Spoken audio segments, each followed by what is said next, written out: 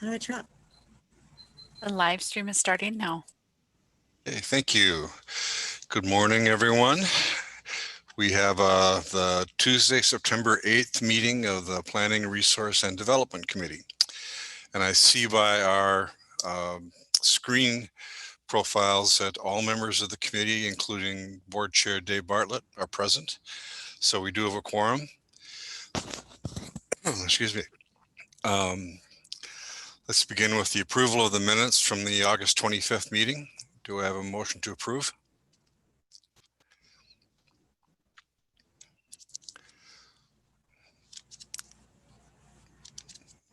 Supervisor Kinnear moves to approve. Is there a second? I'll second it.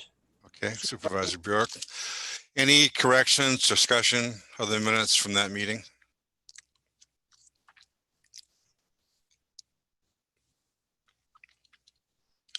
Okay, all in favor of approving the minutes, say aye. Aye.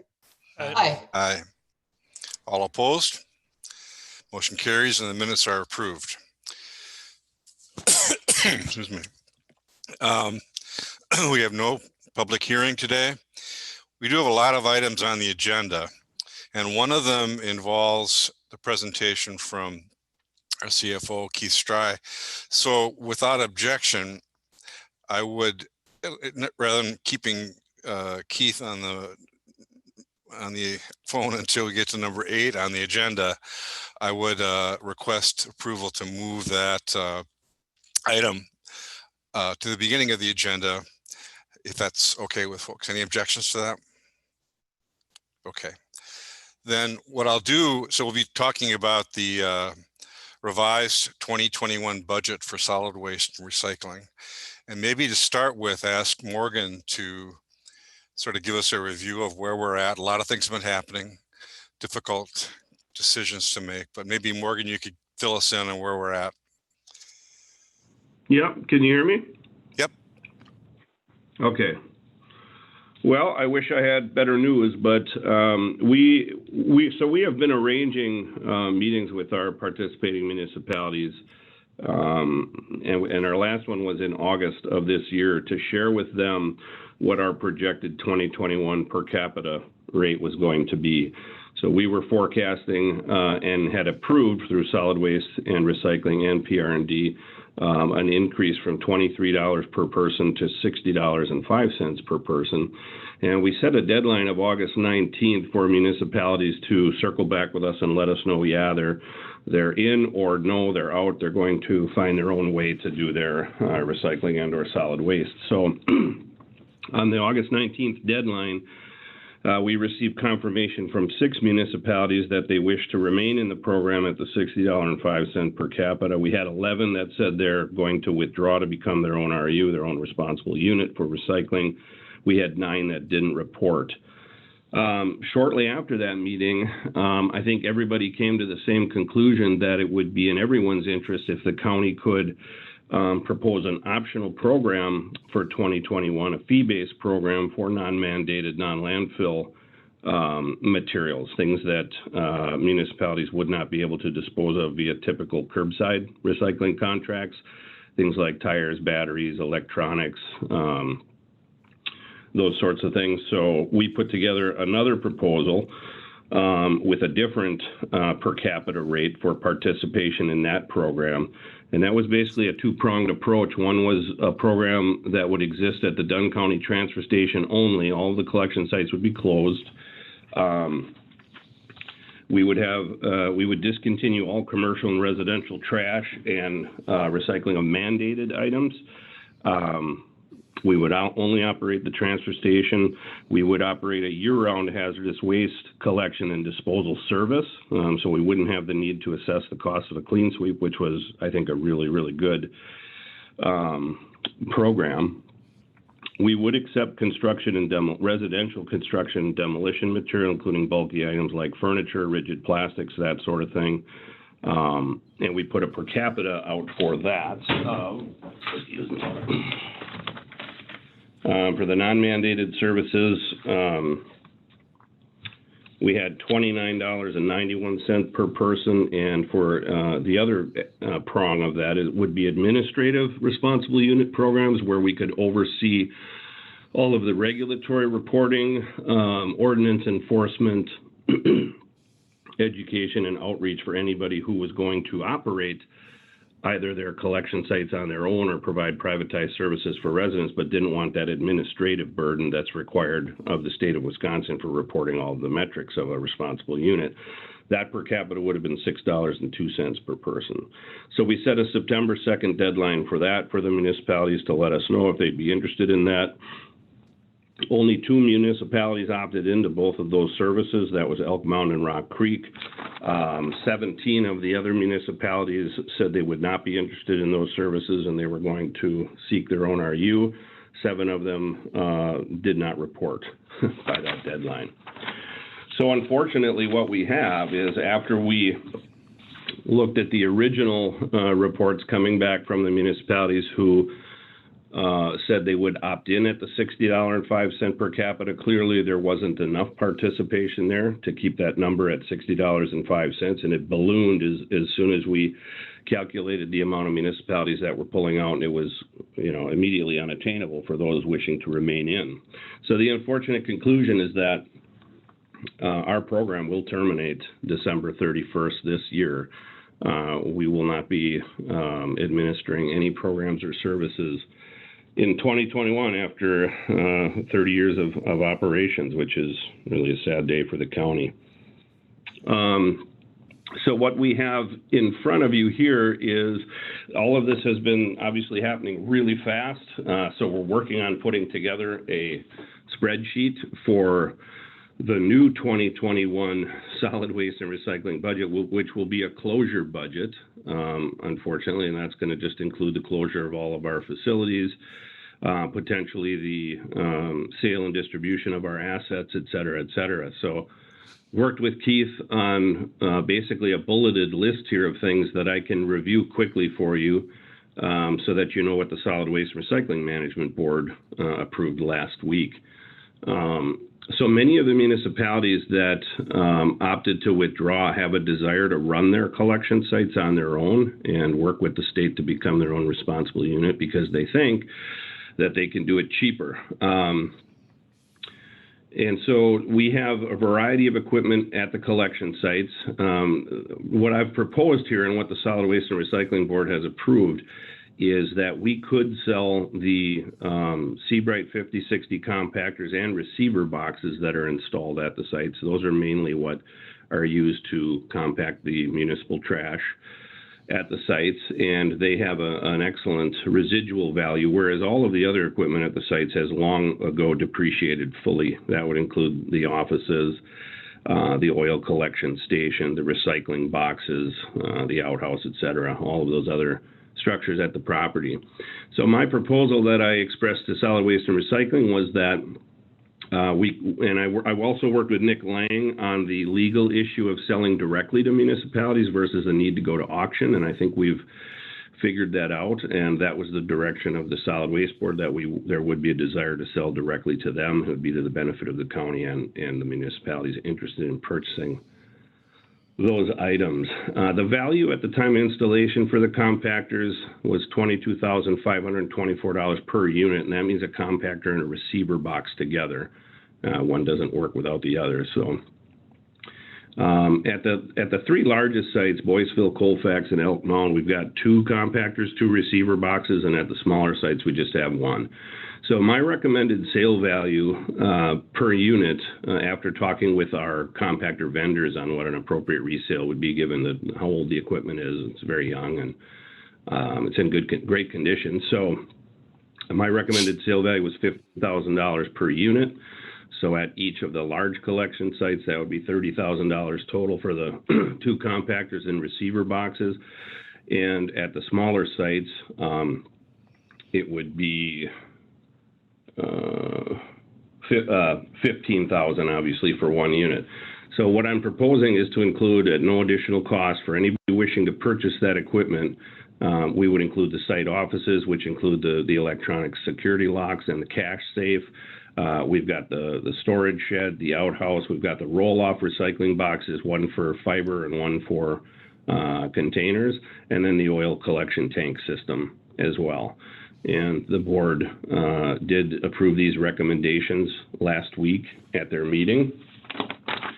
And I think we are going to begin the process of discussions after December 31st of relinquishing that equipment to the municipalities at these costs.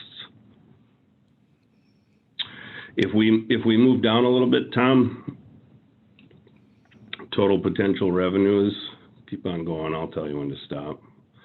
There we go. So total potential revenues from collection site equipment and land sales. The reason I put land sales in there is we lease all sites except for the transfer station facility, and we own the Ridgeland collection site.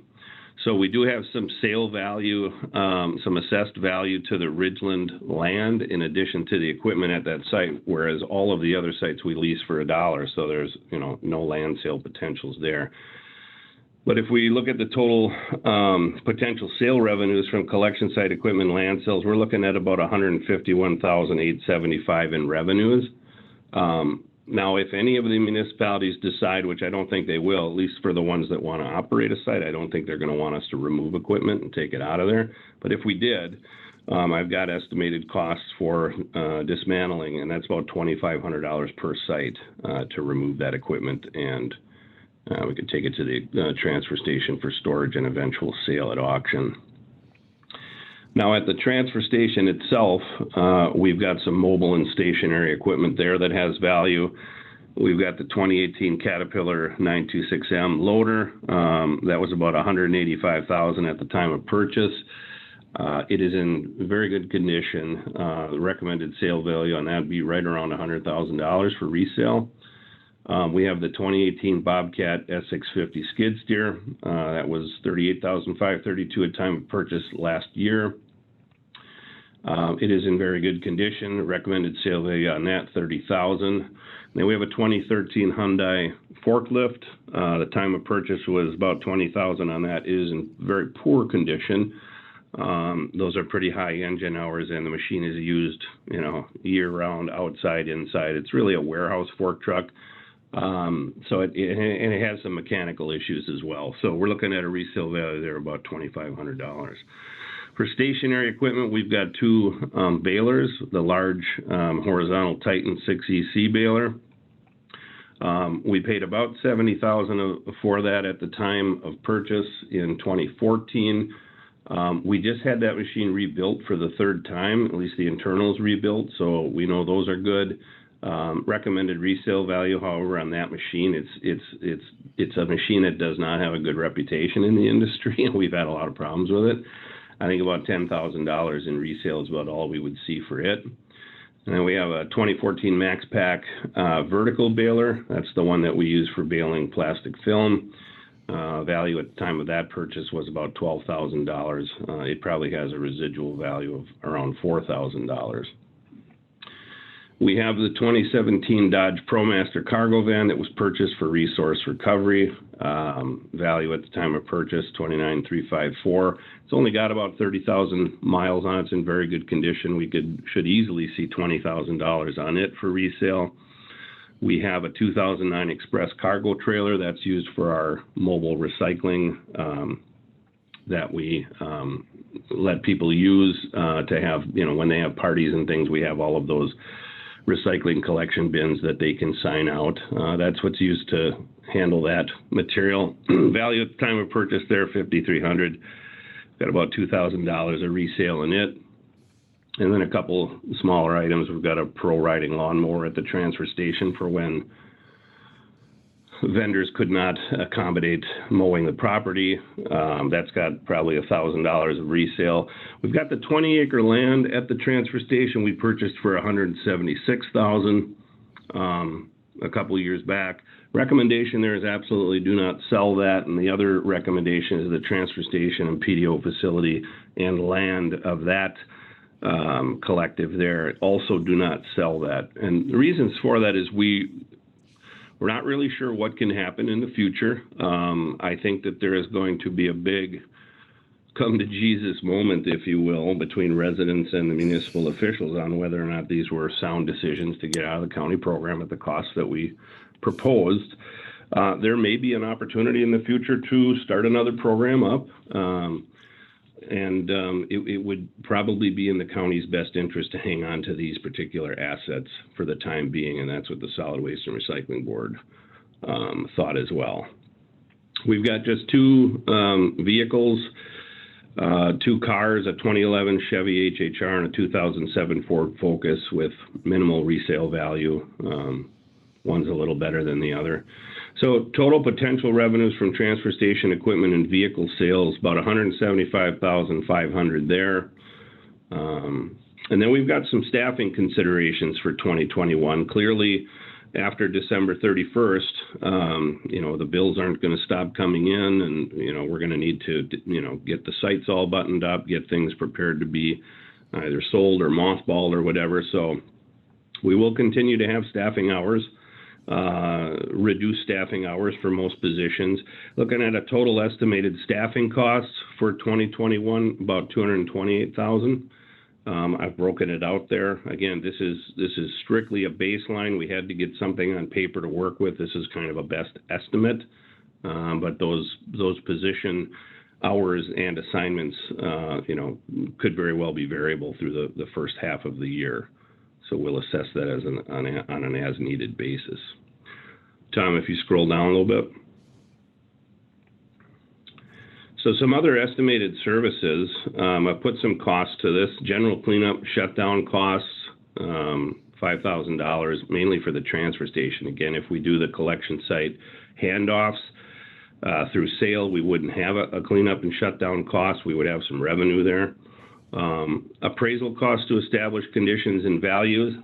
I worked that in there just so that, we may have to do something like that if we decide to sell something.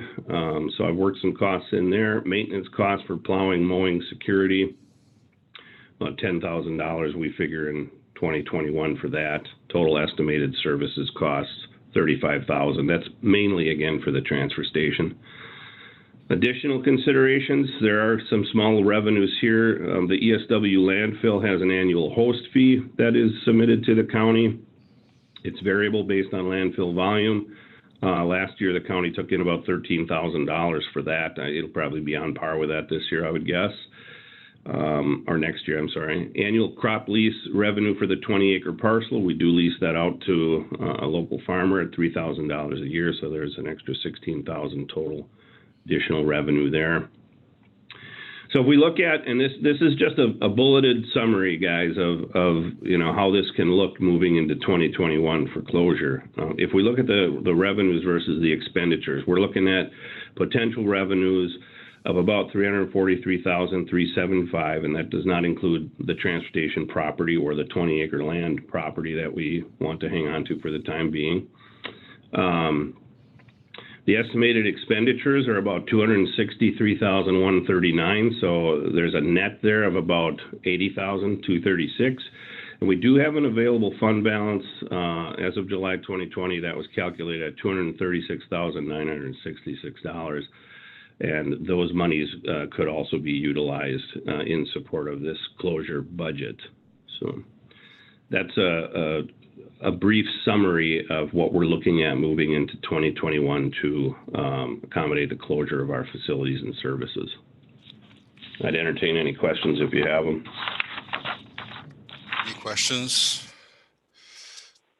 Supervisor Bjork, you're chair of the committee. Do you have any observations or thoughts?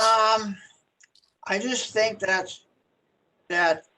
estimated like net revenue plus a fund balance, that would probably go towards repaying the county the money that we borrowed. And the only other question is, we had some pretty good prices for the compactors, but after talking to some of the municipalities, they figured that they had little money invested in it.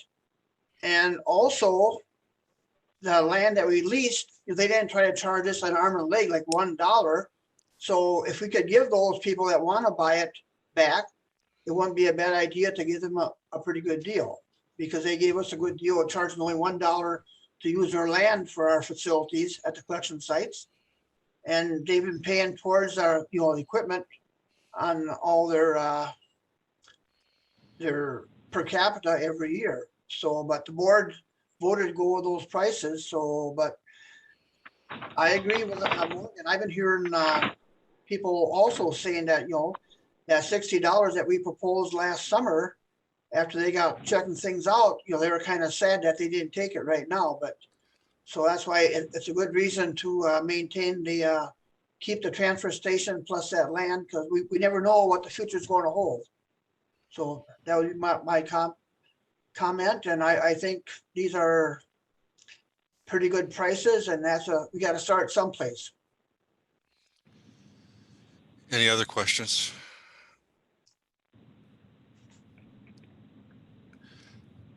I guess, Tom, Mr. Chair, Yes. Mhm.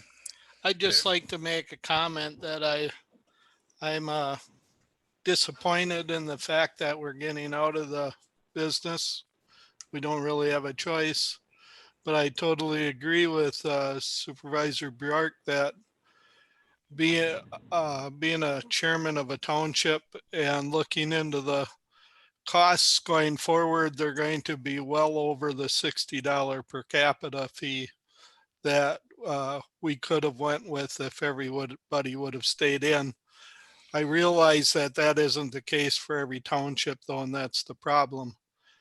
But I guess I'd like to make the statement that I really feel Dunn County with this with the solid waste and recycling going out of business, that Dunn County is really taking a huge step backwards in environmental issues, because they did so much more than what the private sector does. And now that we're looking into it, we really find that that is a huge difference in what you can get rid of. And I'm afraid of what is going to happen in the future.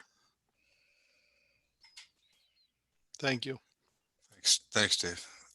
Well put. Anybody else? I think we all have a heavy heart on this. It's been a really good program. Be a real loss. We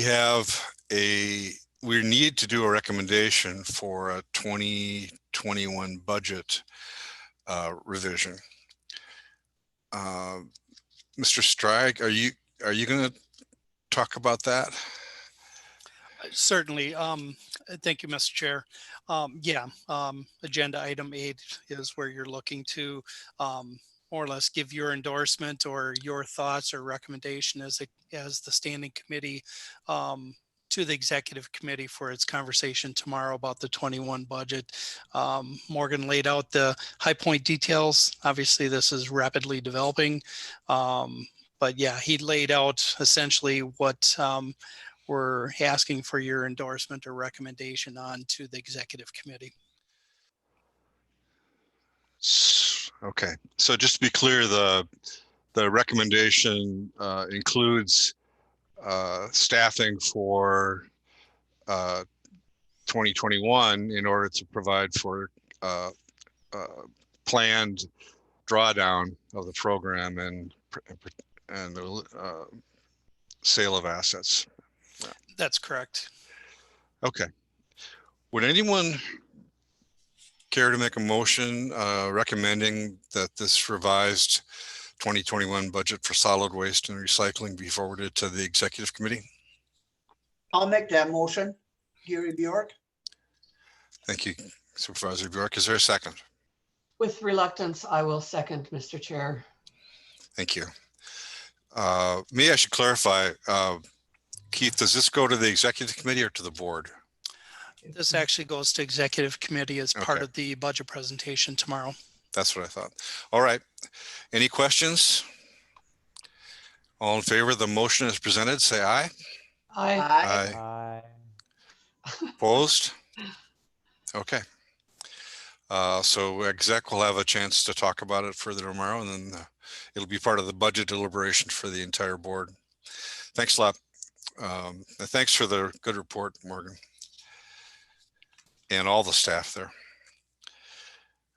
Okay, let's move on with the agenda then.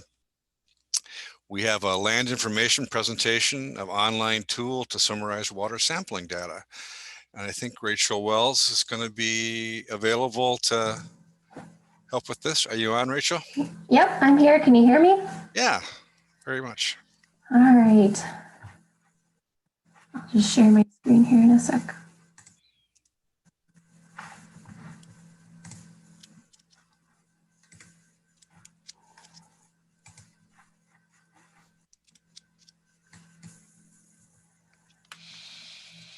All right. Can you guys see the screen here? Yep. Okay. So recommendations that you guys have been following from the ad hoc water quality committee. One of them was to develop a public tool to summarize water quality data, sampling data that we have available. That data comes from many sources, including DNR, our public health department. We actually have some from Eau Claire County Public Health as well, and any sampling events that we have. So like one of the goals was to compile all that, make it available, summarize it so it can be digested by the public. So that is what this application is here. It's just something that is available online that was presented to the group, but I don't believe it was, I guess, adopted or anything after that. So when you initially get to this web application, there's kind of this splash page that just says, this is a summary of the data we have available. It's not, because obviously the data that we have is only what we've been shared. So it's kind of take it with a grain of salt when you're looking at these results. So everyone has to agree to this before they can access it. But when you, I'm just gonna minimize this here. This landing page basically has some statistics summarized by different geographies. So we have average nitrate samples for a given municipality. So that's just what it's visualized by. Tells you the number of samples, the maximum sample, the minimum sample, the average, and then how many of those samples were elevated. And when we're talking about nitrates, we're talking about 10 parts per million or more. If you zoom in here, it breaks it down a little bit further to a given section, and you get those same summary statistics. So it tells you, I guess, the status of that particular area. Now, this is why there's a landing page when you initially access the website, because, for example, this area shows up as being very high in terms of average nitrates, but it also only has one sample. So if your one sample was a high sample, then it's obviously going to be skewed. And it was decided to kind of stop at that section level too, because anything lower, like if you get to a quarter level, you know, you can start to pick up, you know, what's going on in that particular area, and it's a little bit sensitive geography. So, but it's not just nitrate data that we have. We also do have arsenic data, and that is largely from Eau Claire County. They process some samples for Dunn County residents at their lab. So we have some arsenic levels as well. That's not as large of a data set at all. And then we do have some manganese as well, and that is from Eau Claire as well as actually the DNR site. So they actually have, the Wisconsin DNR site has samples that they process through their state lab of hygiene when a well is initially drilled. And then I think they can also send some down there too as a landowner. So that's where those are, and you can download that from their site, and we incorporate that all into this data set.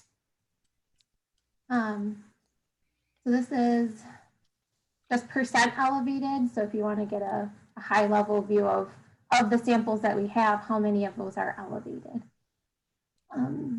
The range of this data in terms of date, we have data going back from 1987 to present day. I think the last values that were brought in were from the recent environmental public health tracking grant that collected 76 additional samples here in the southeast portion of the county. So yeah, this is just meant to be a high level tool for folks to keep a tab on water quality issues that we have, and we have just a smaller subset of the potential, I guess, concerns that there are with groundwater quality. But it's just based on what data we have available. So I guess with that, are there questions on this? I guess one thing I should mention is that it isn't available on our Dunn County website right now. I think that was a hope by the group, but they're just, I guess, looking for advice on things that I guess the members like about it, would like to see differently. Yeah, so I guess, are there any questions on this application before I talk maybe about some future enhancements for it? Any questions? Sure. Mr. Chair, Supervisor Yes, Kinnear. Michael. Thank you, Rachel. You answered my question that it's not ready for the public yet. Is this substantially the same one that was shared with us back in May of 19? Yes, it is. It's just been updated with some of the most recent data that we've received, which is from the Environmental Public Health Tracking Grant effort, which I added 76 samples. And then also we did receive some from the Red Cedar Conservation Farmers. I believe 27 samples we received from them. So Rachel, are you the one that has to maintain it, or how is it maintained and samples added and so forth? Yeah, so it's maintained by me as I receive data updates. I would love for that to be something that's more collaborative, though, in the future. I think that's one of the difficult things right now is that the data doesn't come in a standardized fashion, depending on who it comes from. For example, if we get data from a sampling event, if it comes from the wheel testing lab, it comes in a very different format than it would if it came from a different lab, like the State Lab of Hygiene or the Colfax testing lab. And we'd also love for landowners to just be able to provide data themselves if they would like. So right now it's just me maintaining it as I receive data. But that's one of the future tools I'd like is to have staff be able to just update this and do it either one by one or with a bulk upload, especially when we have sampling events. You know, you get 76 samples, you don't want to manually add data one by one. So that would be something I'd like to work on. Okay, I'm almost done here. Thank you. It should, well, I've noticed some groups have gotten together and said we'd like to test our wells, and maybe a group of people do that. How would if 5 or 6 or 10 people got together and tested their wells through maybe Colfax for nitrates? Would that be something that would be incorporated in this, or who would do it and so forth? Yeah, I think if if a landowner wants to give their results, we have some that were just incorporated, and I think they were shared to the Land and Water Conservation Department, and were incorporated. So we have a few samples were just landowner provided, but we would like to see the actual copies of their tests, or their tests, so that we can make sure that we add the data, I guess, in a standardized fashion. Okay, and that would be given to you, or? I guess it previously was given to the water quality specialist, and I've just received them from either public health or the Land and Water Conservation Division. So those are the two main folks, I guess, that have provided information to me right now. But like I said, it would be ideal if there can be, you know, two curators, one from either public health or one from land conservation. It seems to make most sense to have the point person be in those groups. This is Dan. Okay, and just one last one finally. Dan, you can address this too, but it would be nice if we had some direction so that people would know this. Who do we want? Is we should give Dan more work or someone more work? Because I know I submitted nearly 10 samples a year ago, and they're not incorporated yet. But I know what happened. You know, when COVID happened too. So I'm just curious how this works. Go ahead. Thank you, Chairman Quinn. Mr. Chairman, Supervisor Anderson. thank you. Well, of course, I'm the newest member on this committee, so I know the least. And I noticed, Rachel, one of these legends, watching through it, had arsenic. We're usually talking about nitrates. And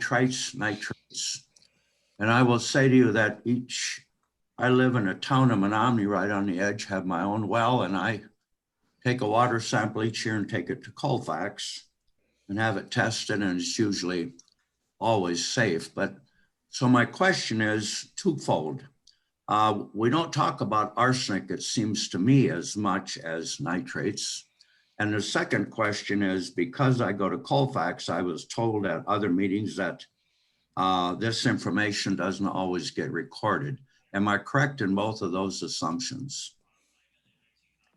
Correct. We don't receive information directly from any testing lab, including Colfax testing lab. And arsenic is something that, you know, typically people don't focus on. It's usually nitrates, but because we had the data, we felt it was right to summarize it. That's why arsenic is included in here.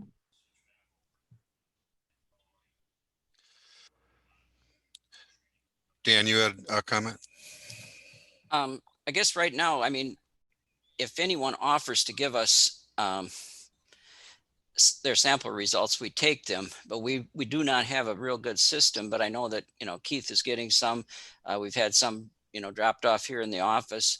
And we try right now, we're just getting them to Rachel so that she can put them in. And I guess I have a question for Rachel. Do you think we should have this database that goes way back and then have a second one that starts, you know, a year ago or 2 years ago? And I picked like 2 years ago, the first year that Department of Ag did their ag chemical testing. So that's why I'd kind of look at that, but something you can think about. And if it's possible to keep it that way, I guess. Yeah, it's fairly simple to exclude older data sets from this data. Okay. And there's actually some tools that can be added to this online viewer to have a kind of a date slider to minimize your view on a specific set of dates, beginning and ending dates. So that is something that can be done, and I think would be beneficial, especially since some of that data is from, you know, late 80s. It's, you know, would be nice to reflect back upon it, but it's probably not as representative of current day. And I think what's tough too about just having such a narrow focus as well is that because our samples that we have in a given year are few, if you want to be careful on generalizing stuff within a specific date range, because we only have, you know, a small number of samples in a given year that we receive for a given mentality. So you don't want to overgeneralize either. But yeah, it is, I guess, in short, it is possible to have a date range. And then kind of in response to Supervisor Anderson's comments about arsenic, you know, there's different tests that these labs can run. Basically, you know, we want people to run their coliform bacteria and their nitrates. Those are the two common ones. Right. But the homeowners test at UW Stevens Point lab it's about a $55 test and covers quite a few more chemicals. And then you can go on and on so we don't have a specific protocol. We've been trying to get as many of these homeowners tests in the county as we can. And, we don't have all those ramifications, but we like that homeowners test because I think it gives the homeowner some basic education and background on groundwater and what comes out of their well. So, Mr. Chairman, if I could add Dan Preston's question? Sure. Thank you. So if I would take my water samples to Stevens Point, I used to take them up here to directly to Colfax, then I would be getting all of these tests that I probably should be getting. And right now I've been, like you said, really worried about coliform and nitrates. Sometimes people say nitrates, but anyway, nitrates. So I guess my question is, if I go to Colfax, I should bring the results in, so you get them, right? Am I understand that? And also, if I go to Colfax, I could ask them to do an arsenic or a full test, or do I have to send it to Stevens Point? I believe that our Colfax could tell you what they could test. And I wouldn't recommend doing that homeowners test or the full one, every year. I mean, that might be every 5 years or every, periodically. The nitrates and the coliform bacteria, though, I would encourage you to continue to do that annually. And when you get that test, whether it's done at Stevens Point or at Colfax, we would like those results. Thank you. I don't know, if there's a recommended interval for doing, further testing. I'm sure there is, if your nitrates are high, we definitely recommend you testing a year later to find out, if that first test was a fluke or something, changed in the environment around your well. But as far as periodic testing, that's as far as I've looked into it. Okay, thank you. Other questions? Mr. Chairman, may I? Yes. This is for either for Rachel or Dan, and this is going to be a wonderful resource. So I'm wondering what the probability is, or the timeline for releasing it to the public, if you have any idea when we might be able to do that.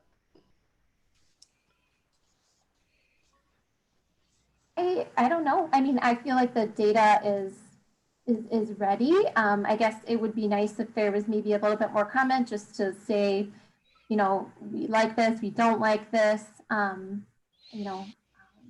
the data, is here, it's desensitized, it's just a summary of values. So I think if there was just an agreement between the divisions on if they're ready and comfortable with this, and the staff is ready to explain things if they do get questions. I think that would probably be the bigger question, because as soon as you announce it, there will be questions and things like that. Yeah, I think the hope was to, not to go on too much of a tangent, but there was discussion of having a separate water quality page that was available and accessed to by the county website, but something that provided some more education instead of just throwing this out into the world and saying, figure it out, just to provide some context for landowners. So I think that was one hope, is to have a comprehensive approach to the announcement, but it's possible to put this out wherever, whenever the groups are ready for it, I guess. Well, from my vantage point, you've done a really nice job. It looks very good to me. So thanks very much. Thank you. Rachel, I have a question. Is there data that at the state level that is available but not in the system now, or that could easily be accessible to us if we made an effort to coordinate with them? Do you know any data like that? Yes, Dan, and yeah, we should bring in data from the State Lab of Hygiene. I think the last data download I admittedly pulled down was last fall, I believe. So they do have some data that you can pull from an online tool. And what's hard about that, their data is, it is very desensitized compared to ours. So it really hinges all on the unique well number. So if we don't have unique well number, then we have a hard time incorporating it accurately into the data set. But yes, I guess there is data we can pull down from the DNR's website and try and incorporate. Thank you. Michael. Good. Just a follow up on Tom's, but I think this is in response to Terry Nichols' question perhaps, but DNR data state data has already been included up till you said like last year. Yep. Is that correct? Yep. So what strikes me is your comment, Rachel, about being a little hesitant to just release the data without a little more context, and at least without a clear process for making sure that the inputs and the dissemination and the understanding and the clarity about who and how it's going to be managed at the staff level exists.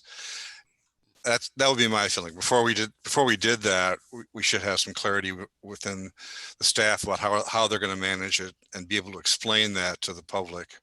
I like the idea of going back and seeing if we can re-energize the idea of a water quality website. But I wonder if the next step would be to, I hate to do this given the workload everybody has, but would be to again ask staff to sort of gather their heads and think about, okay, how could we, here's where we're at. How could we establish a protocol that allows us to manage this efficiently and make it available to the public, and then bring that back to the committee and say, we're prepared to do that, and this is what it would look like. Does that make any sense? Yeah, absolutely.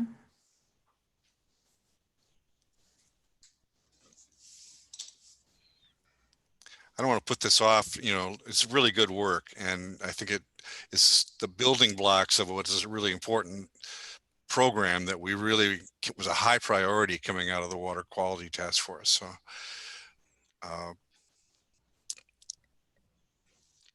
No, Tom, I think that was a good suggestion that we try to put our heads together here as a staff and then bring this back as to how we can continue this and get it done.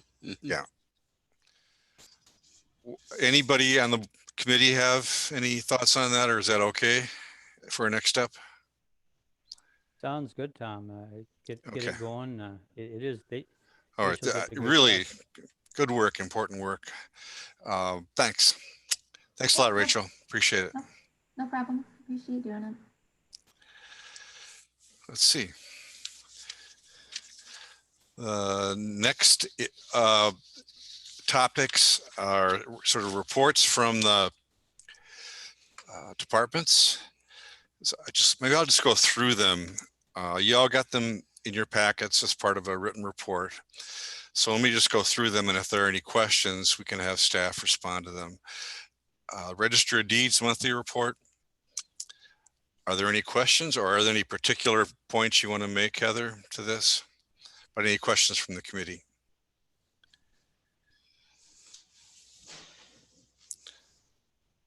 Okay. Environmental Services Department monthly division reports. Zoning, Tom Carlson. I don't have anything to add on this unless there are questions. Okay. Are there questions? Mr. Chair. Supervisor Kinnear. Just a quick question, Tom, on the, could you give any details on the Town of Elk Mound proposed multi-lot subdivision? I can speak in very general terms. I just want to caution that it's not on the agenda, so we really shouldn't get into a detailed discussion on it for obvious reasons. But county staff did meet, I believe it was on the 24th of August. We met with a developer and several of his contractors to go over a real preliminary lot layout and give some direction on what the next steps would be. So as far as I know, it is moving forward. The DNR is going to be contacted next regarding some wetland issues and different permitting requirements, questions that have to be answered of the DNR before they can move forward. So I haven't heard anything more now since that meeting. Thank you. Okay. Any other questions? All right. Next is Land and Water. Mr. Prestebach, any? Okay, I have one change to this. The field day at Jeff Lakes has been canceled. It just didn't work out for him, and with everything else going on, we have canceled the field day at Jeff Lakes. The one at Mike Nelson's is still scheduled to go the 15th of September. Okay, any questions? All right, thanks, Dan.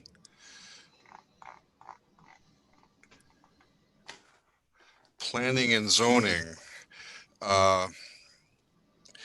Maybe since we're going to be talking about the workload next, why don't we just wait on this for now? And I think so what's the next one? Oh, and Morgan already, Morgan, is there anything you want to add from your presentation earlier to the staff report? I think you covered it pretty well.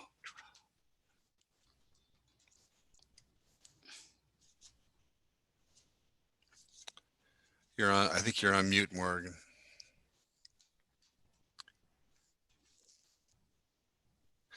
Anyway, anyone have any additional questions on this? Okay.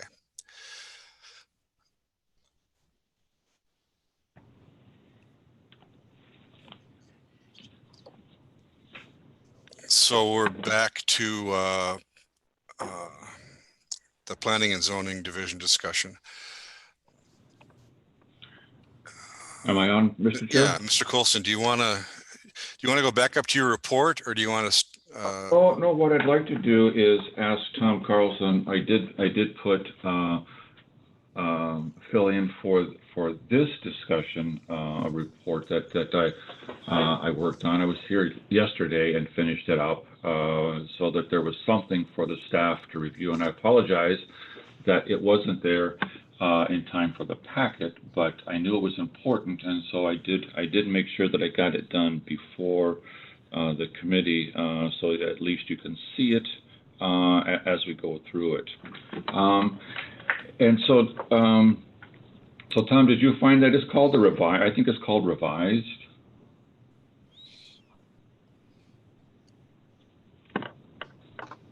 Okay, I'm looking for it right now. It's in the supporting documentation folder. It is. Monthly reports, revised. There it is. Okay. Okay, give me 1 second. Read only. I'll open it read only. That's fine.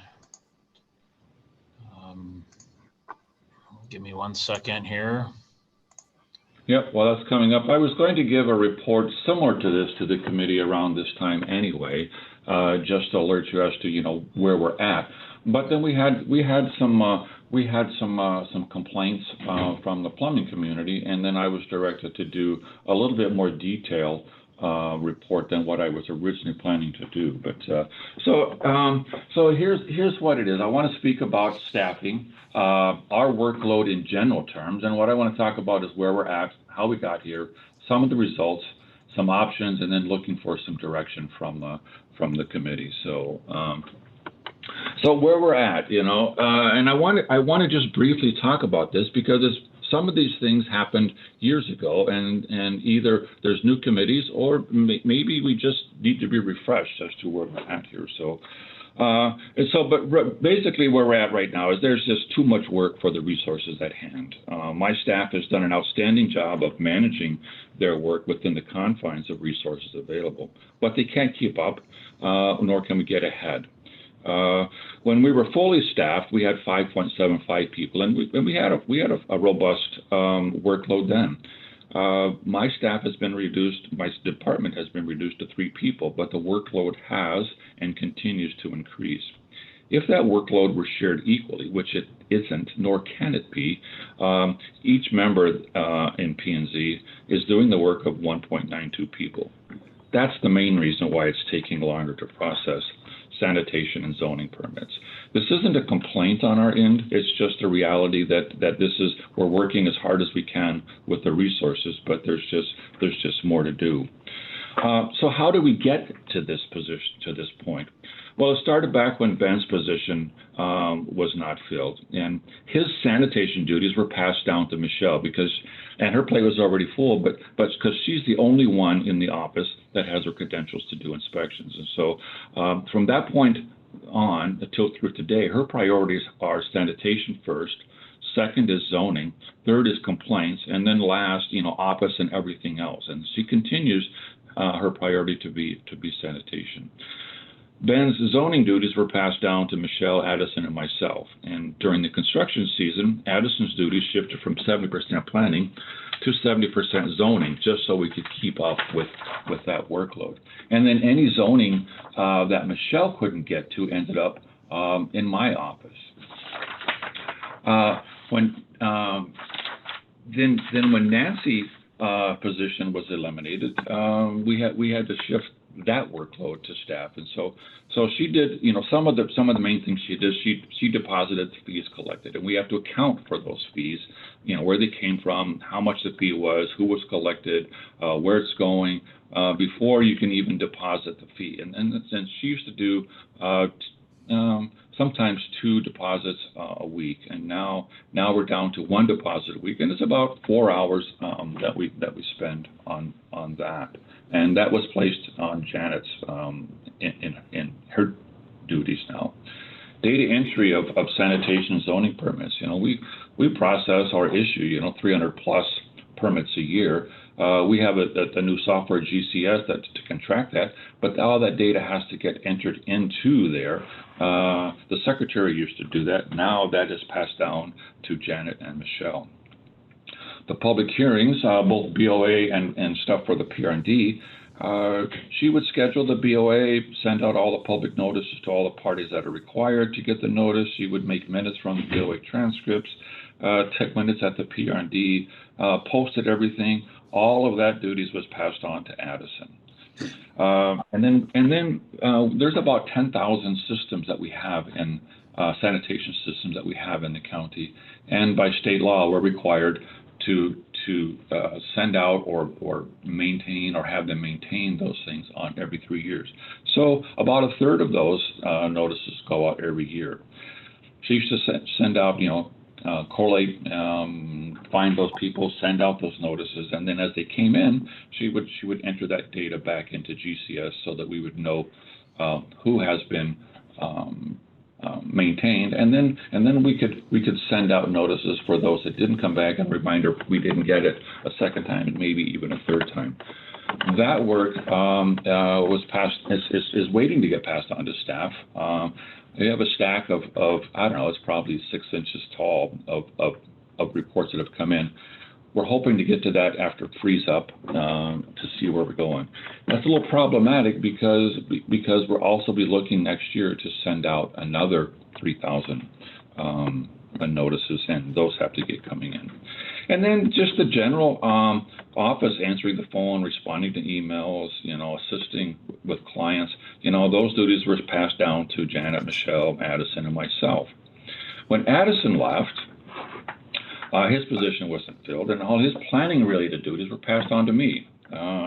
Zoning work, including the work passed on from Ben and the work passed on from Michelle, to him was passed on to me. Secretary work that was passed on to Addison from Nancy, passed on to me. The general office of answering the phone, responding to emails, assisting, that was shared between Janet, Michelle, and myself. And it doesn't seem like a lot, but that last bullet point really adds up over time. And so the result is, one of the things that we did was to help with zoning is we amended our fee schedule to cover the costs, the actual costs, and allow staff to contract for zoning inspections. And so if you recall, we have two kind of fees in our zoning. And so there's the general zoning, and those are inspections that happen as time permits. And right now we're 2 to 3 weeks on zoning permits. We have an expedited option where the client can pay additional money, and we will contract with Cedar Corporation, and they will get their inspection within 10 working days. Right now we're about every Wednesday is when I send out that inspector, and so they get theirs in about less than a week or a week at max. But only about 10% of our zoning permits are expedited. People they say, well, I'll just wait, and then they forget that as time permits, and they call and wonder where we're getting at. And sometimes some will then change to the expedited, some will continue to wait. Michelle has less time to dedicate to zoning, complaints, and general office duty because there is an increase in sanitation and zoning workload. Work and office duties, and that's mainly because of work and office duties passed down from Ben, Nancy, and Addison. That's added to hers. The same thing with Janet, the exact same scenario is her workload has increased, but she's also having to deal with the work that was passed down from the three positions that were eliminated. I have less time because of the workload, but mainly I think is because of COVID.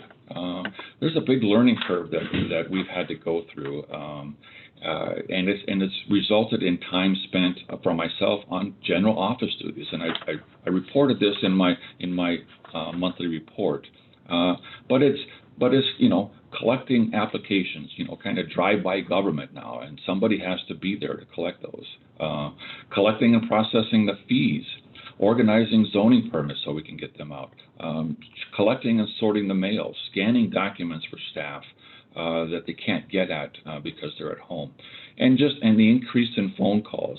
I average 5 to 6 of them a year, and I can tell you that since this meeting has started, I have 5 calls waiting to get to when the meeting is over. Increase in email, all of those add up. And there's no overtime budget for Janet or Michelle, so any overages on their parts passed on to me. And usually that's office duties that were passed on from Ben, Nancy, and Addison.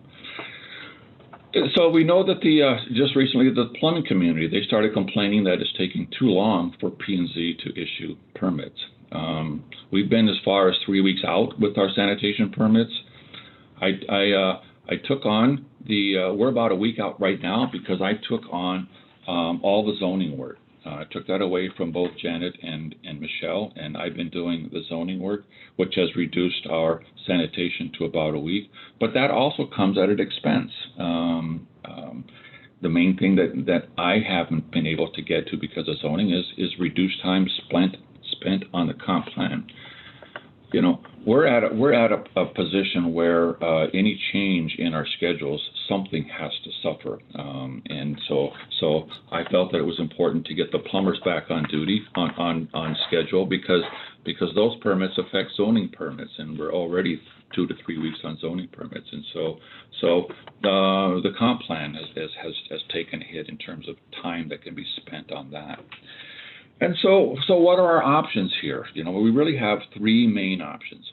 We can reduce the workload, and I really don't know how to do that, but we could talk about that if you folks have an idea. We can share the work between more people, or we can continue as is.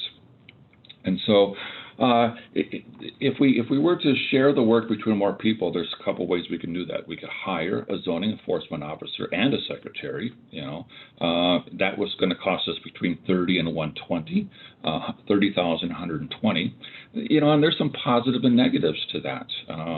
The positive is that by having an in-house staff, we have the ability to shift workload to match the demand, and we have the ability to address that entire job description. If we go out and consult, we're only going to attack or manage a very specific piece of work. If we were to hire a person, my recommendation would be to fill the zoning enforcement officer position, if we could only get one. But realize that if we do that, in the past, I've had difficulty finding people with sanitation credentials. It may take up to a year for the person to have those sanitation credentials. And in fact, I hired one fellow and gave him a year to get those credentials. He was unable to do that. We had to let him go. And so it's a big deal. So that's a recommendation if we were to hire. We could contract for services, and that's going to be, I'm estimating right now, I haven't got actual dollar amounts, but I think that it's realistic to expect that will cost between $25,000 and $40,000 for that, depending on the scope of work if we were to go down there. I did contact all the surrounding counties to see if they would be able to help out, and only Eau Claire said that they might be able to help us. Well, they said they could, but they couldn't guarantee that they will always have staff available when we need the help. I also reached out to Cedar Corporation. They used to have in their environmental department, they used to have people with the sanitation credentials. They've let those lapse. They're willing to go back out and get those credentials, but they're going to want a commitment that there's going to be a certain amount of work coming their way for them to do that. If we did either of those, we would need to amend our sanitation fee schedule. We could amend it so that there's two fees, similar to zoning, where there's a fee if it's for staff, and then there's a fee if we expedite it and go out for additional services. Or we could just do one fee that would cover both the county and contractor services. But we'd have to have a discussion on what that means, because when staff is doing it, we'd be collecting more fee than what's actually necessary. But those are options that I think there could be discussion on. There's a hybrid where you could hire the enforcement officer and then contract on a short term, allowing that person to come up to speed, and then in about a year we could move away from the contractor services and offer that service completely in house. We could eliminate the general zoning permit and offer only expedited for contracted services. That would free up time that we're out on inspection, so that would free up, probably out of the 3 hours that we spend on a zoning permit, it would free up about an hour. So there's still 2 hours that's still there in processing and filing those permits. We could continue as is. The positive is that there's no change in the cost to the county. The negative is that the work will continue to take additional time, and some work we may not ever get caught up on. And so what I'm hoping for is a discussion with the committee with some direction. Where do you want to proceed? And realize that this is not a whine. This is not a complaint on my part. Me and my staff, we absolutely will follow your lead in terms of which direction you want us to take, and we will work as hard as we can in whatever direction that you want to take, if it's a different direction to meet those ends. So with that, I guess I would open it up to discussion, questions, comments from the committee. A question, Mr. Chair? Question, Tom? Oh. Can you hear me? Okay. A question for Bob. Why isn't Ben's position been filled? Has it been, you've been told by administration not to fill it? Or are you actively looking to fill that position? Nope, it's been the policy that because of budget constraints, that when positions become vacant, that they aren't filled immediately. And so no, we haven't asked for that each year. We still have it in our organization chart. It's still there, but we haven't asked for it to be refilled. And part of it is because until just this year, I don't think that I could have come back with an argument or with some data that says, here's what's happening, and been able to with a clear conscience say we need additional help. So no, it has not been asked for since it's been removed. I think that might be a good direction to go to ask for it, personally speaking. Well, again, until just, and we had with this year, it's kind of accumulating process, of this domino effect when one person leaves and then those duties are shared, and then another person leaves, those duties are shared, and another person leaves, those duties are shared, until where we're at right now. We had two people leave, which is impacting our workload this year. But I didn't have enough data to come back and justify a position. I don't know that's even the direction the committee wants to go, but I appreciate the comment.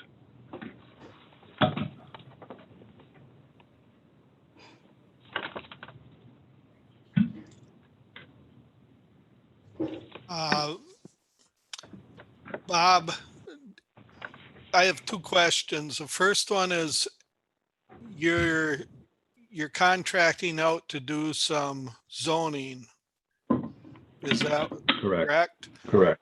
And have you had any problems with the ones that you've contracted out that have there been any complaints, or is that working out well?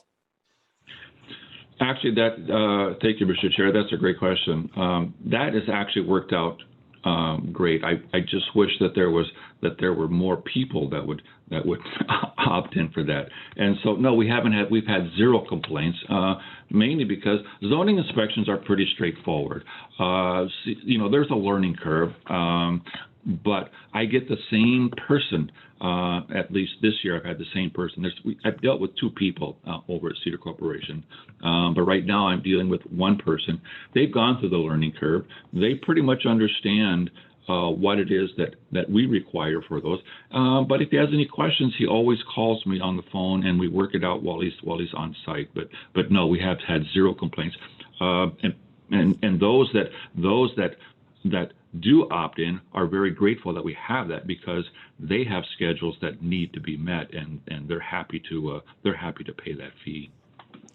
And then I guess my second part of the question, or maybe more of a comment, is if it's working out well, why don't we do that with all of them and consider doing that with the sanitation permits also? I guess the comment part is going to be that right now our budget is such that I don't know how we're going to fill that $1 million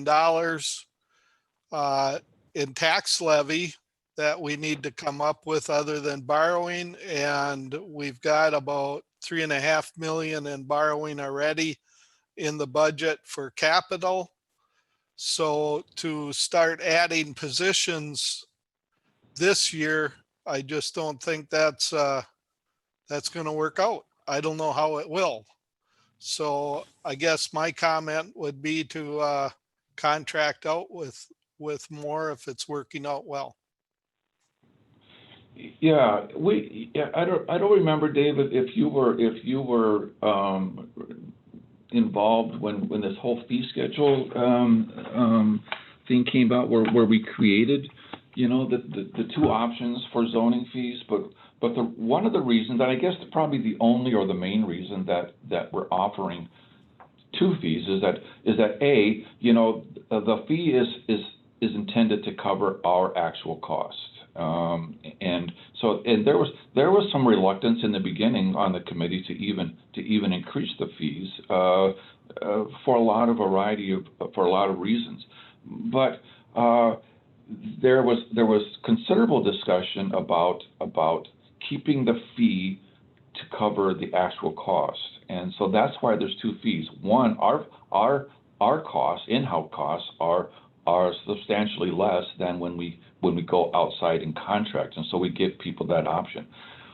In my summary today, in terms of workload, that was one of the options that I proposed. Is, well, do we just do away with the general fee and go with the expedited? But then we need to have this discussion again about well, then is it okay to collect more money than for what the services are, or do we just collect that money and say we're just going to give all of our zoning inspections to the consultants, and then that's an option as well.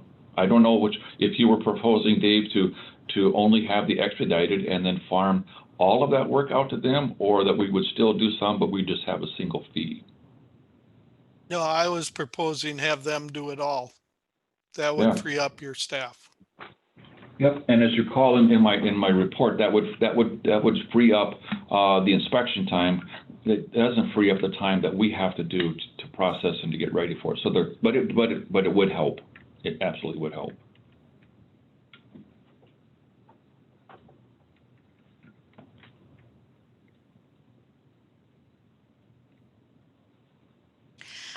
Quinn, I think your mic is muted on your actual headset. You might want to push the button on your headset.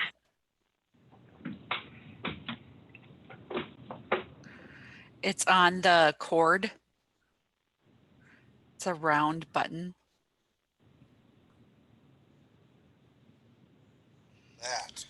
Sorry. Thank you. Can you hear me now? Yes. Okay, I'm sorry. I must have pressed it by mistake.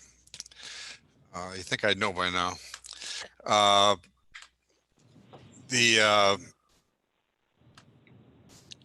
wonder, any other opinions or thoughts people have? I mean, now is the time when some budget decisions are going to start being put in place. It seems like, given the chairman's understanding of where we're at, that Bob, that I think maybe being prepared to offer a expanded consulting option would be a good idea at this point in time. So that would be my recommendation. Yep. Would that be both for sanitation and zoning, or just for zoning? Yeah, let's consider both of them. I mean, we may not have any choice if we want to continue providing these services. That also, I mean, it has the advantage of not locking us into a permanent position over time. We have some flexibility to consider other options going forward. But right now, that seems like about the only path that we can take. We can bring it up at executive committee and plug it into the budget planning process. If you'll, take the time to frame out how that option might look, that'd be helpful.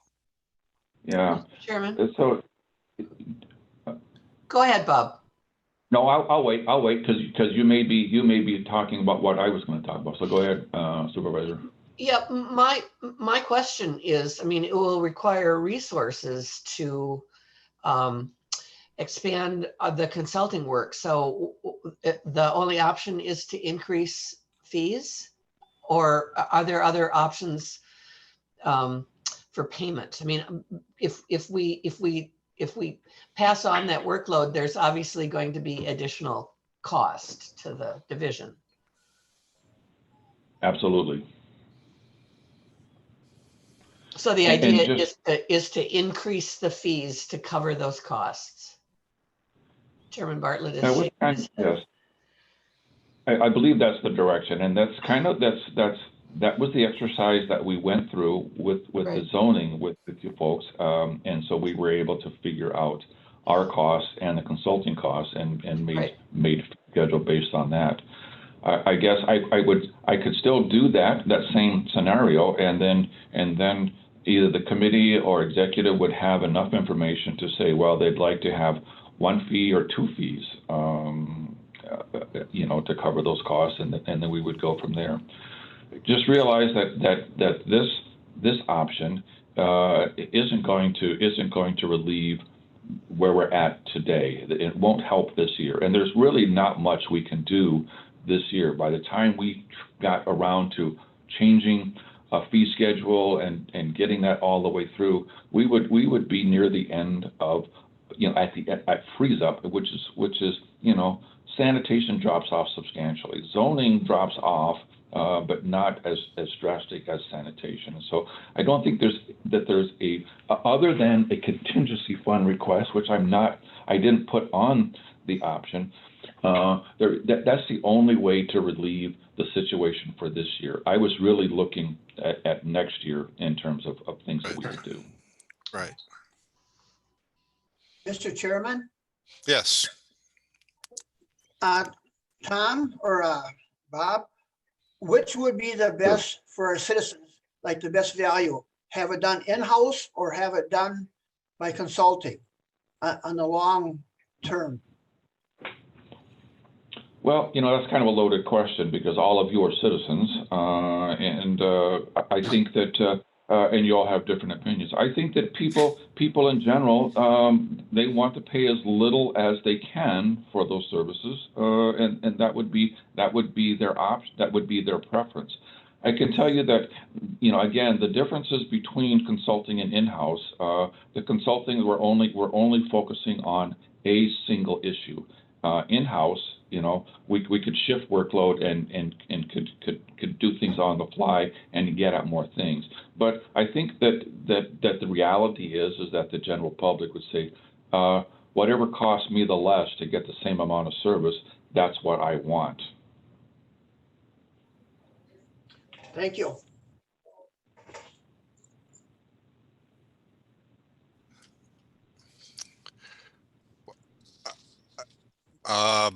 Bob, do you think that this is frustrating, I know, but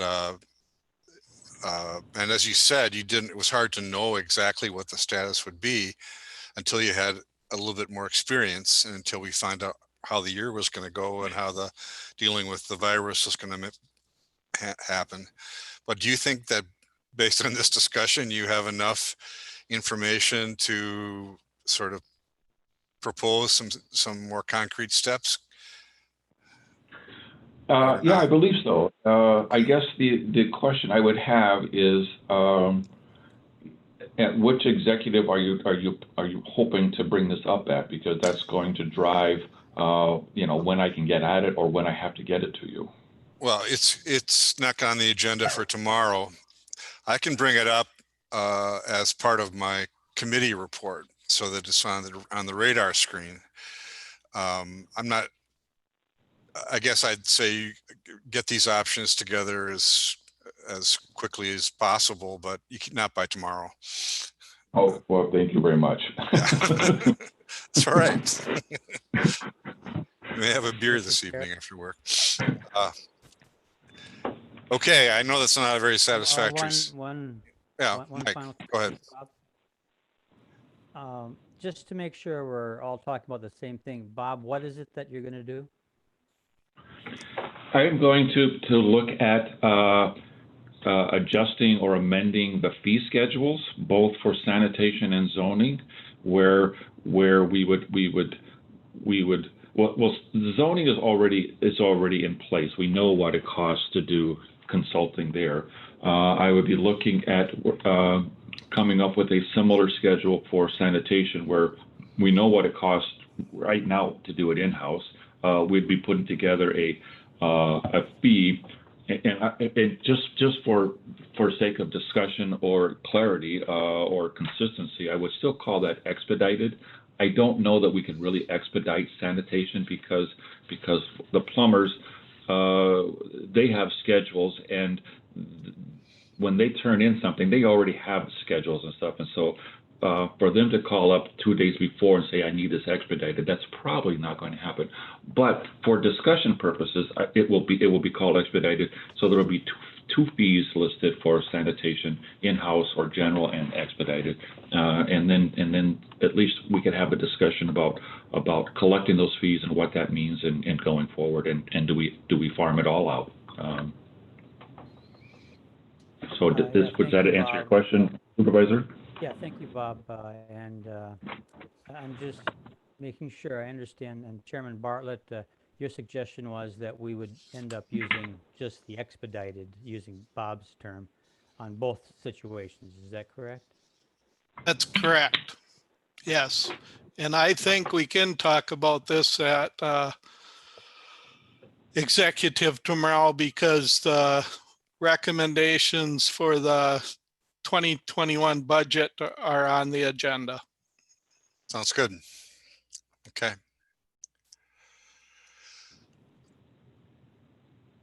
Anything else? Thanks, Bob. Appreciate it. Thank you very much. I have a thought. We have a request, an in rem foreclosure repurchase request. And I see that the two landowners who are requesting the repurchase are in our Zoom meeting, and they've asked if they could speak to their request. And I'm wondering if it'd be okay with the committee before we go into I don't know how long the discussion of the land ordinance and the manure management ordinance are. But maybe before we get into that, we could move down to number 7 and deal with the in rem request at this time. Is there any objection to that? Okay. So Barbara, are you on? Yes. Or Nick? I guess Barbara's are you gonna present this to us? Yes, I am, Supervisor. So there was a repurchase request from Adam and Ann Argo. They're brothers and sisters, and they are part of this Zoom meeting today. Their property, which I believe Ann resides at 1314 Ingalls Road in Menominee, was foreclosed on in the 2019 action, where we took possession of property in June of 2020. The action got moved back a little bit because of the court hearings and due to COVID. But it was foreclosed on for failure to pay 2015 taxes forward. The 2015 taxes were about $3,000.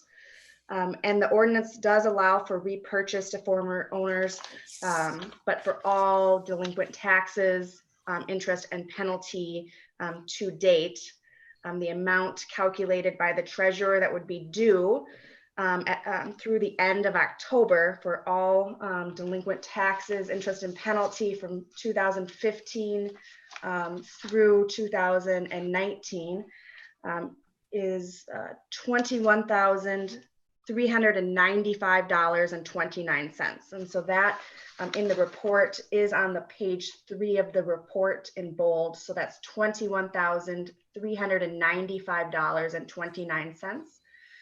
The administrative or the ordinance requires a administrative fee of not less than $500 and or not more than 10% of the property's assessed value.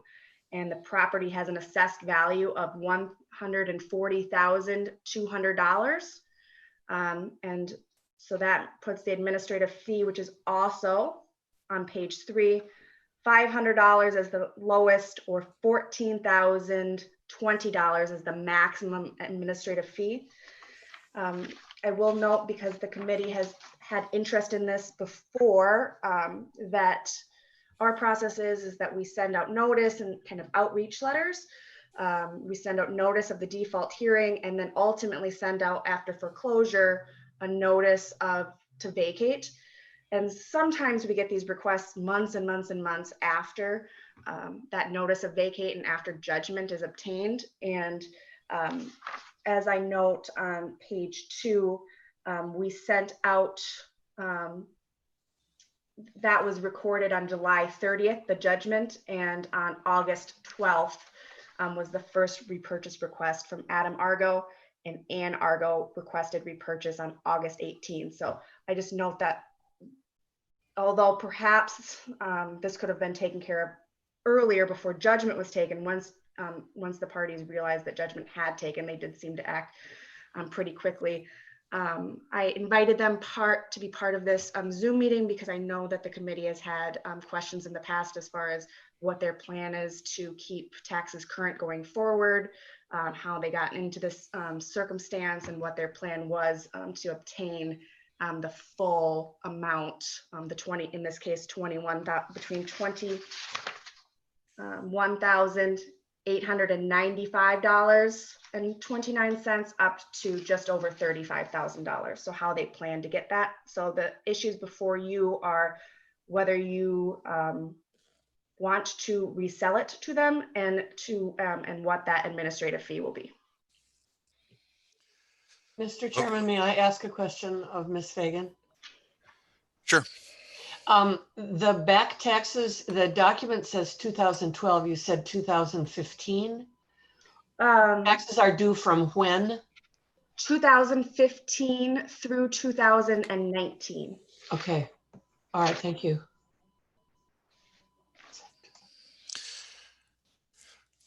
Maybe we should, if the Argos would like to make a statement or explain to us their reason for making the request and how they're going to fulfill it, that would be helpful.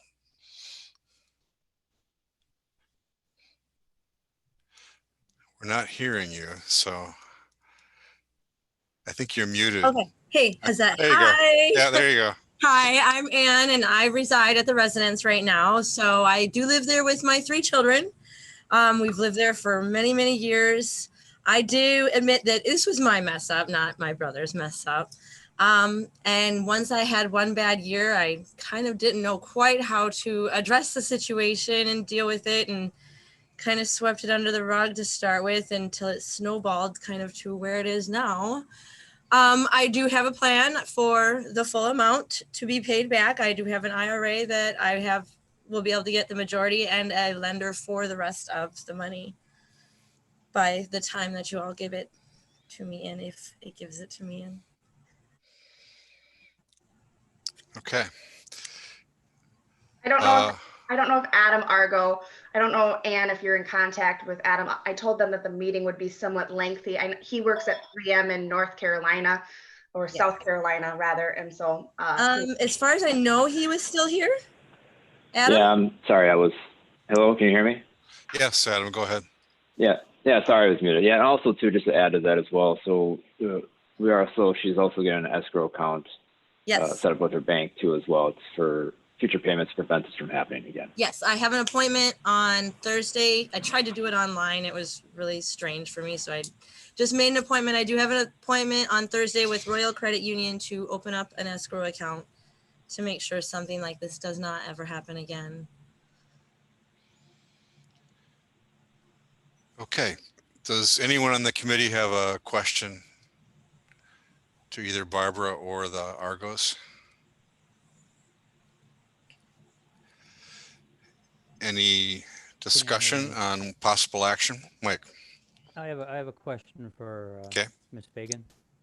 How much did it, we ask this question every time, Barbara, how much did it cost your office to do this? Well, and it's always difficult for me to answer that because when we get the initial list, so I'm, for instance, working on the list right now for the 2016, when we get the initial list, there is something in the neighborhood of 65 to 70 properties on that list. Some owners have multiple parcels, so it gets a little duplicative, but I send out outreach letters to anybody with a that's new to the list, anybody who has less than $1,000 owed or who have multiple parcels, because the county does pay $50 per parcel for a title report so that we can bring the action. And so as those properties redeem or pay before we even bring an action, although I probably spend over 80 hours plus the best the legal secretary spends a significant amount of time on the in rem process. As people redeem it, it narrows, what how many properties and what that expense would go to from. So starting at about 75 to we ultimately only took judgment on 4 properties. So it's difficult for me to put a value on the time.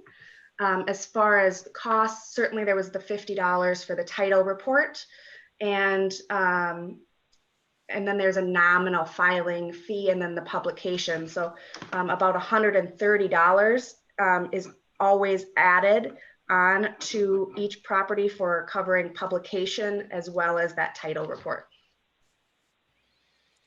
But again, that doesn't take into the, that assumes that my time doesn't cost the county anything. So that's not super helpful for you, but I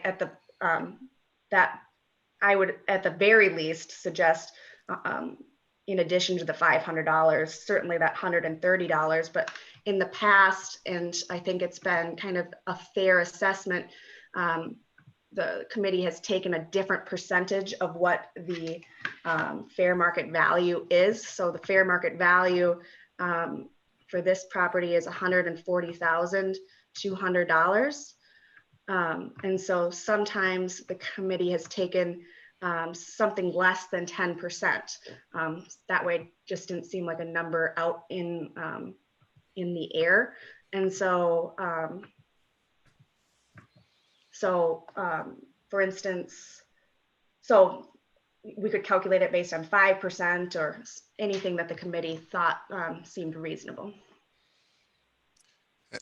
Thank you. And it seems like we have in recent years, while we've been very open to providing this to landowners, we've tried to recognize that there are costs to the county that we have to, in honesty to our other taxpayers, take into consideration. So I'm wondering if anyone has a suggestion as to what might be a fair, first of all, is there what might be a fair resolution to this, assuming we wanted to, what would be a fair resolution to this?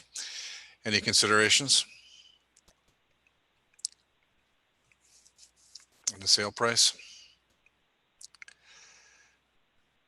Mr. Chairman. Jim. Thank you.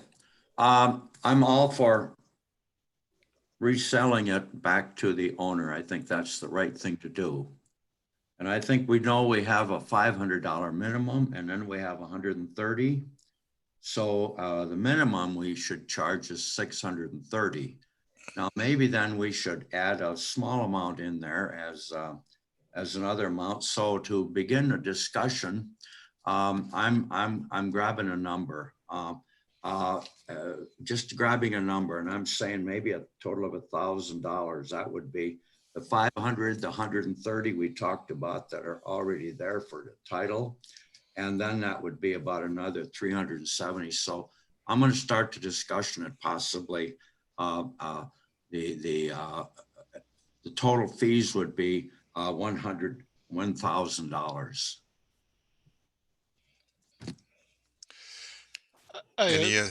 Mr. Chair, I've got a question. Chairman Bartlett, yes. Barbara,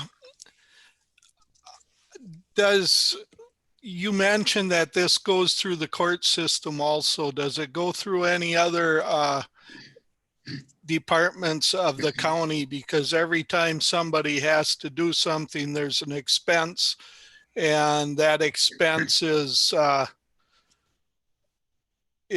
absorbed by the county as this goes through. So is there any other departments besides your own that ends up dealing with something like this?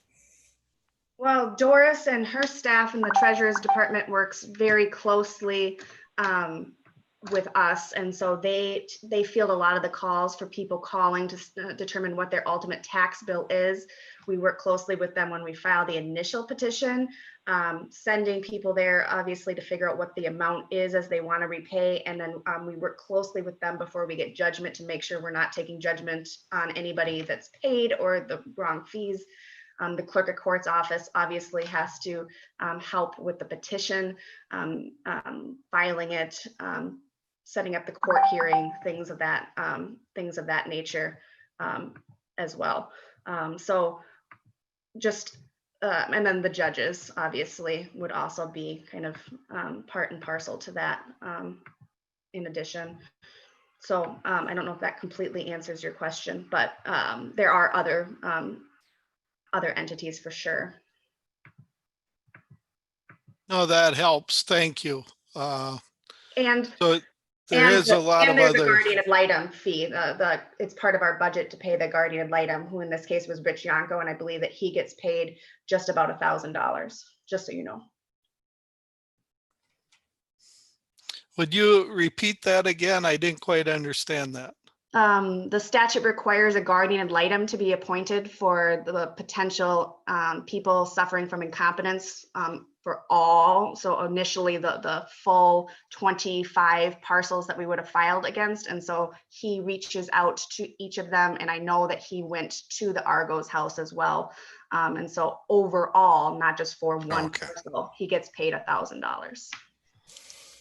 Okay, so I guess I was just, for the committee, I just wanted everyone to understand that there's a lot more expense that goes into this than just through Barbara's office and Nick's office. And that's something to consider. Thank you. Thanks, Dave. I agree. Thanks, Barbara, for that also. Any other thoughts on it? Mr. Chairman? Yes, Diane. Picking up on Supervisor Anderson's point, I wonder if I might suggest a fee of 5% of the appraised value. I don't have my calculator here, but that would be about $7,000, which is a considerable difference between what Supervisor Anderson proposed and I. But I think these cases require a lot of time, and I think the county should be reimbursed for the work that goes into it. It's my suggestion. Any other thoughts on that, or? For the benefit of Supervisor Morehouse, 5% of the tax assessed value is $7,060. And then just so you guys have the full spectrum coming from that 1,000, 2.5% would be $3,530.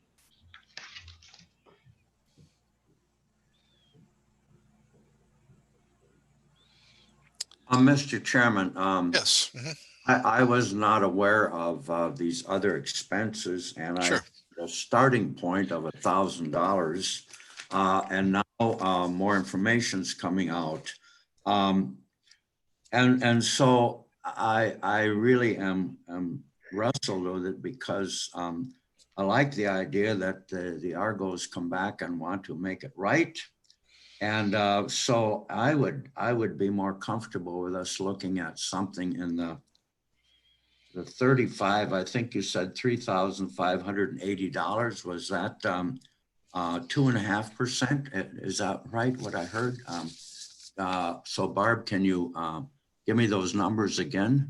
2.5% is 3,530, 3,530, and 5% is 7,060, 7060. Oh, thank you.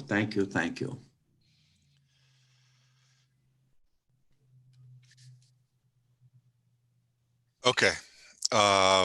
Any other comments? Would someone care to, I think either one of those work fine. I like the idea of having a percentage rather than setting an arbitrary number. I could justify either of them. either of you want to make a motion so we can? I will, Mr. Chairman. Okay, and your I would motion? move to approve the resale to the Argos with an administrative fee of 5%, that being $7,060. Is there a second to that motion?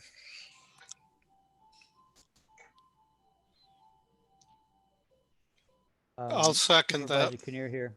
Okay. Dave Bartlett seconds it. Okay. Any discussion?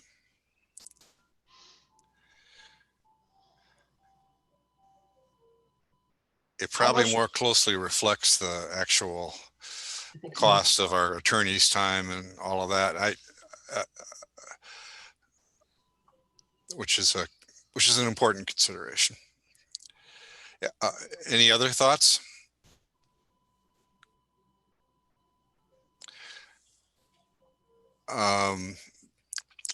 Perhaps we could should we include in the motion a timeline for resolution?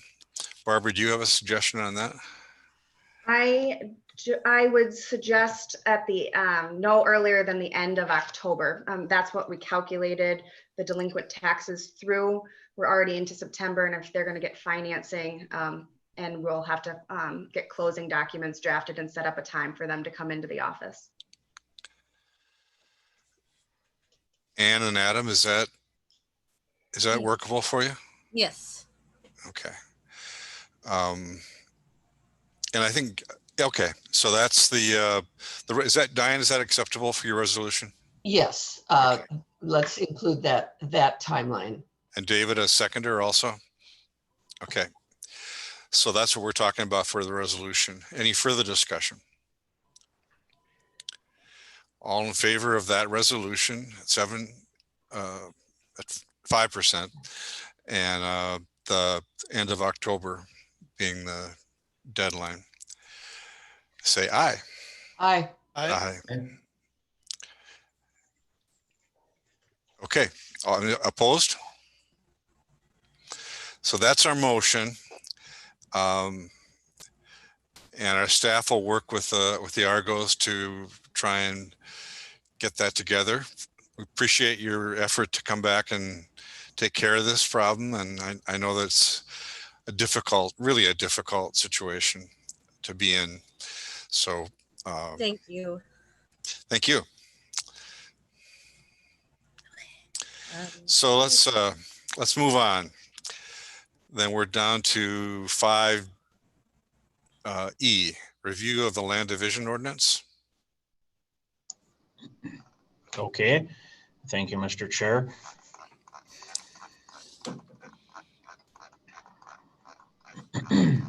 What I'll do is, we're getting to the point now where, we're down to a few items. So I'm just going to go through the areas we've identified that we've made changes on since our last meeting. Just bear with me here. Okay, there are some supporting additional documents here I'm going to come back to shortly.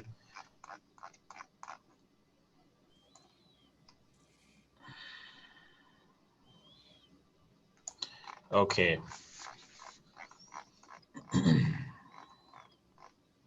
So what we did is on line 47, conservation subdivision, we were entertaining the committee's thought to have a subchapter regarding conservation developments that has since been pulled. So we no longer need to define what a conservation subdivision is.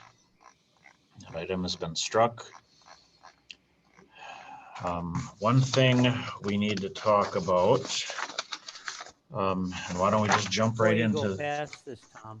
Yep. Before you go past this, Tom, last time Chairman Bartlett had a question about cul-de-sacs and on line 69 about changing the size. I can't remember the exact thing that Chairman Bartlett said, but maybe.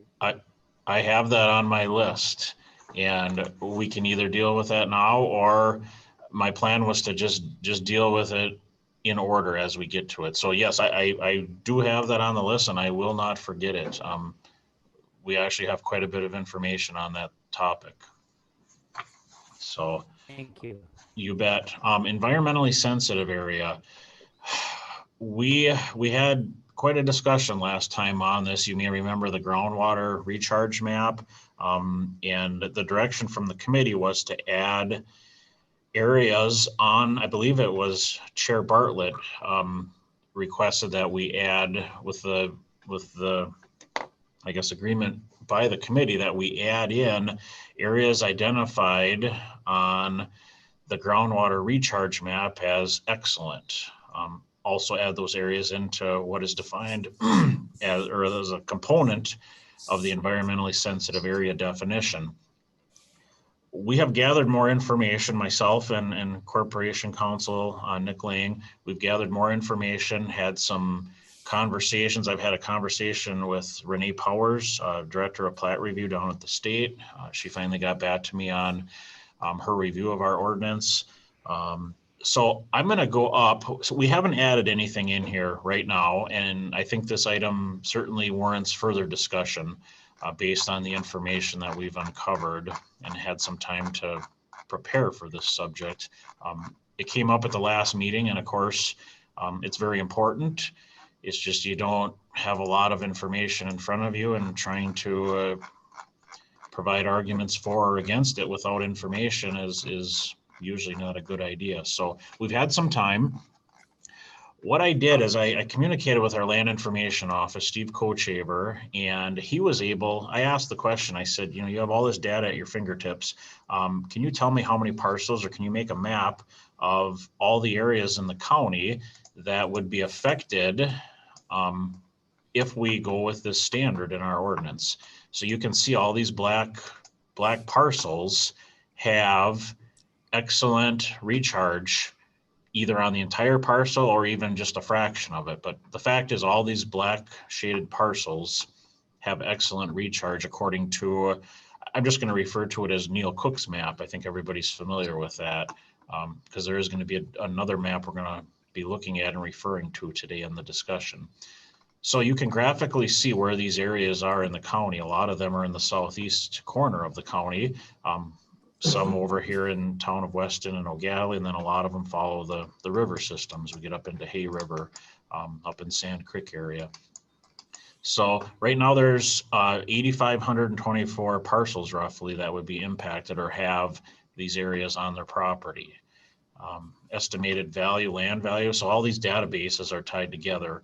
Comes up with about $89 million of land value, which doesn't include improvements. So just so the committee is aware, give you a perspective of what parcels would be affected if we decide to apply this standard.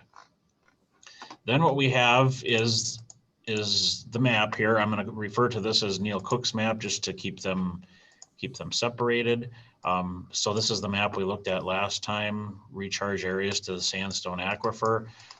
Anytime I look at a map, I like to know how was it made? What is the data that went into it? The date of the data. So you've all had this in your packet. I don't know how closely you've looked at some of to me, the map is important, but also the notes and the metadata, we call it, near the bottom are equally important. So if you look under purpose and scope, I believe that's where it was, right? The soil survey of Dunn County approved in 2004 was used for the base mapping. So again, anytime you're looking at a map, where did the data come from that was used to generate it?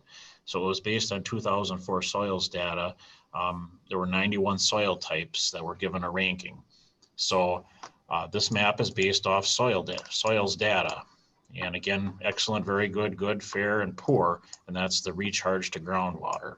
So the very dark, deep green color are the excellent areas. Those are the areas where any pollution or contaminants would make their way very quickly, supposedly into the groundwater based on that soil type. And you can see the soil types listed on the side over here. Hopefully everybody can see that. So there's 91 different soil types according to the legend below, and they're ranked based on their characteristics. One thing I want to present is, so this is, right, so we got the soils data. The soils data was used to make this map.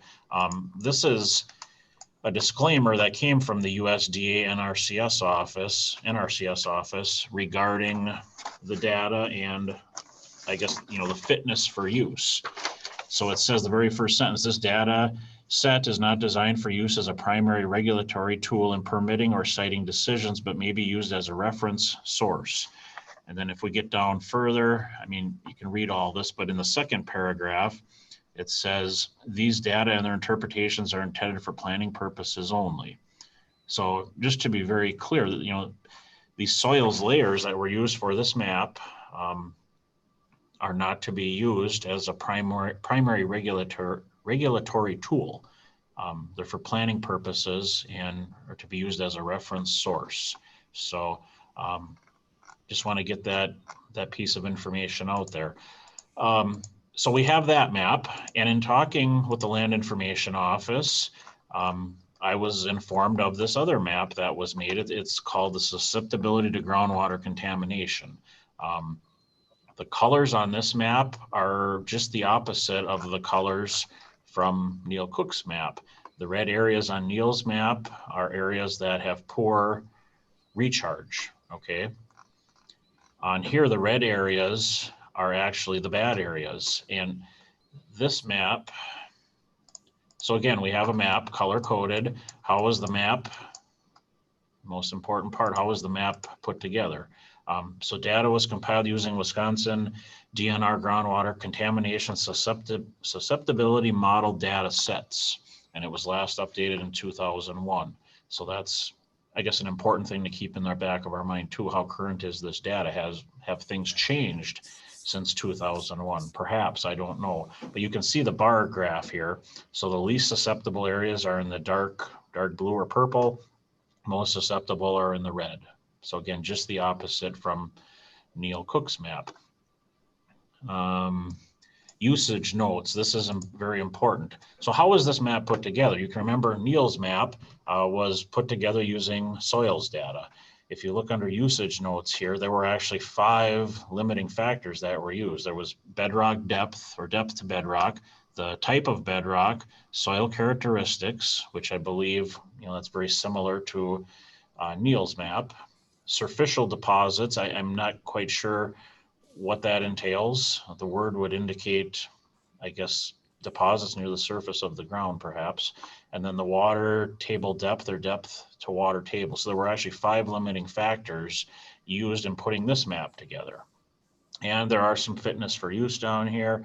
You can read a lot of this, but the very first sentence. So this map is derived from generalized statewide information at small scales and cannot be used for any site-specific purposes. So I'm going to come back to that a little bit later. But so we have 2 maps. So I guess, you know, curiosity killed the cat. I zoomed into where my property is. I own some land in the Cedar Falls area. And if I zoom in on the Cook map, I'm in what's designated as a very good recharge area, which means, you know, anything I put in the ground or through my septic apparently will get to the groundwater fairly quickly. It's in a very good recharge area. If I zoom into my property on the map that was put together using the DNR data sets, I'm in this blue area here, which is on the very, you know, high end. I would say it's probably on a 7.5 scale if we go 0 to 10 here as being least susceptible. So I guess that right away threw up a red flag for me. We have 2 maps that are in conflict, at least in the area of my home, and I would suspect in other areas of the county. And my goal today is not to pick each map apart or make an argument for one map over the other. I'm just laying out the facts. We have 2 maps that I believe are trying to show relatively the same type of information that are in conflict, at least in one area, and I suspect in other areas. So keeping everything in perspective, if we are going to go down the road of limiting development, because really that's what we're doing. We're talking about net contiguous buildable area. And if areas that are prone to having groundwater contamination are not going to be used in that calculation, that's effectively what we're doing. And I'm not saying that's a bad philosophy for the county to have. I'm just saying we have to be very careful how we're going to do this to protect the county from potential liability or lawsuits. and how to advise landowners when they come into the office. We have to sit down and analyze their property. So I guess my opinion, I feel like I need to give the committee my opinion on this matter. So my opinion is that restricting development based off generalized maps is dangerous and is a bad idea. I'm just being honest. The metadata said it's for planning purposes only. And we are actually making site-specific determinations from a generalized map. And I don't think that's a very good idea. It's dangerous. I think it would open up the county to potential lawsuits. I'm going to ask Nick to speak on that here shortly from the legal side of things. I just think it'd be very hard to defend a challenge by somebody. And furthermore, if we're going to adopt standards that impact or affect the rights of property owners, and in this case, prohibit development, then we better be able to show these landowners on the ground where these restricted areas are physically located. We can't do that based on these maps. If I'm a landowner and some of my property is going to be affected, I want to know where is it? I want to see it on the ground. We can't do that right now. I did speak with Renee Powers, the director of plat review. We had a good conversation in the last week or so on our ordinance. And I asked her, I said, you see a lot of ordinances come through your office. You do courtesy reviews from municipalities across the entire state. Are you aware of any local ordinances that are addressing this particular item? And she was not aware of any. And she was the one that made the comment as well that, you really, if you're going to restrict development or impose this standard, you had better be able to show these landowners on the ground where these areas are. So for whatever that's worth, I guess if the committee decides to move forward, then my question would be is, which map are we going to use? We've got two maps here, one based off soils, one based off 5 factors, including soils. The fact is both maps are very general. The disclaimers on each one of them talk about for general planning purposes and not making site-specific determinations. So I guess my recommendation, and Nick can speak as well on this, I'll let him do that shortly, but my recommendation would be that we do not include groundwater recharge or susceptibility to groundwater in our definition of environmentally sensitive areas. If the committee is concerned about those areas, perhaps we can address it in a different portion of the ordinance. I don't know how we would do that at this point, but just focusing on environmentally sensitive areas right now, my recommendation is we do not include it in that definition. So does the committee have any questions for me? If not, I would ask Corp Counsel Nick Lang to give his 2 cents on this.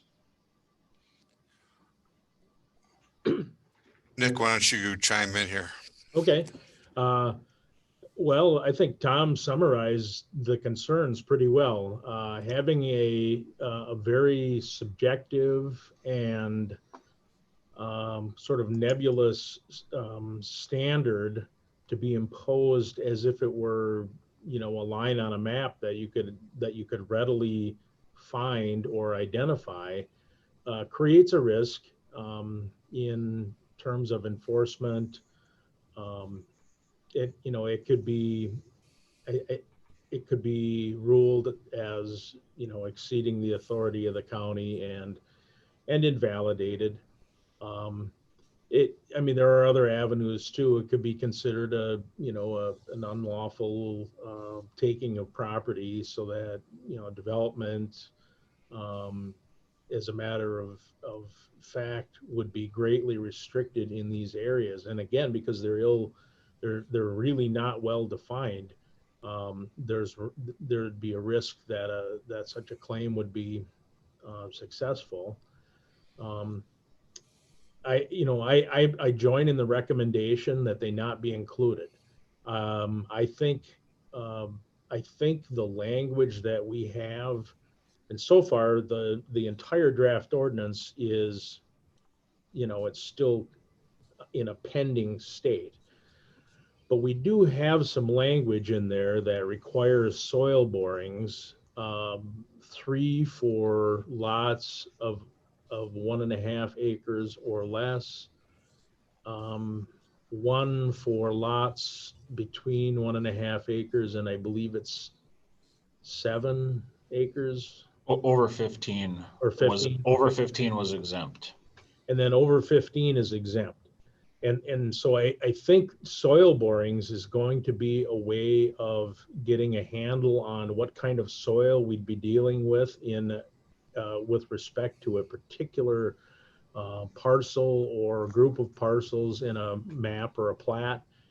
And then the regulations for how the septic systems have to be designed and built with regard to those soils.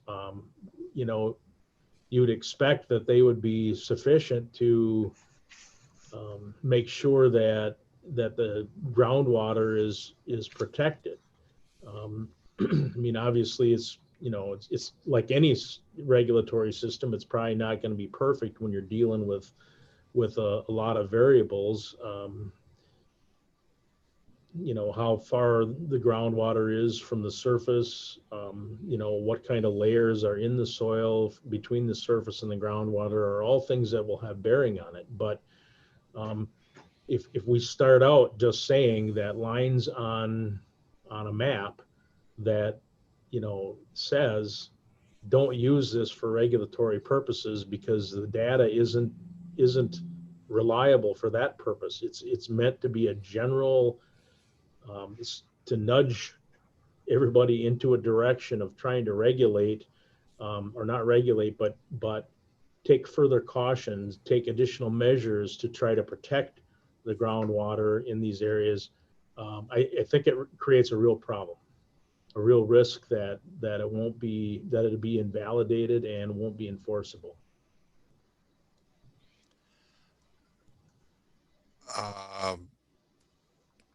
I'm a little confused by that. So is it possible to, I can understand your first argument. The second argument, I'm a little less persuaded by it. It seems to me like it would be possible to say that if your parcel contains a sensitive or a susceptible area based on a map, which is updated as necessary, that would trigger perhaps an increased level of testing. And you're saying that's not possible. I think it could. I think like Tom said, where in the ordinance would we put that? It's really, I think it may lie properly in a ordinance for protecting groundwater. I mean, this really is about land division, and to some extent, we think about the physical infrastructures that are created by development and density and the capacity of government services and roads and wires and all of that stuff to handle the additional homes or businesses that would be created as a result of the development. I think it could be attainable, but again, I don't know where it would fall within the land division ordinance. It might be something that what we should do as a government is try to develop standards that would allow or make an allowance or a requirement for if you fall within a certain area, you may have to participate or be subject to some additional testing that would reveal more information. Maybe the soil borings are enough. Maybe something in addition to that ought to be required. That lies quite well beyond my expertise, but it seems to me something could be fashioned. I think we'd need to work probably with the zoning folks and look at the on-site waste treatment system regulations and see if there's anything else in there that you know, that is easy to impose, you know, relatively easy to comply with, that doesn't just cut off development based on the lines in these maps. You know, I think it's worth pointing out again that we have two excellent maps here, and there are areas where each map suggests a almost completely opposite risk of, you know, contamination to the groundwater. And so I think you have to deal with it more on a case by case basis. And I think it would be possible to do that. As opposed to just having a, you know, saying if you're in an excellent recharge area, you can't include that as part of the contiguous buildable area that you would propose for a lot. Are there, thanks, Nick. Are there other questions or comments from the committee? Supervisor Kinnear, Mr. Chair. Mike. Yep.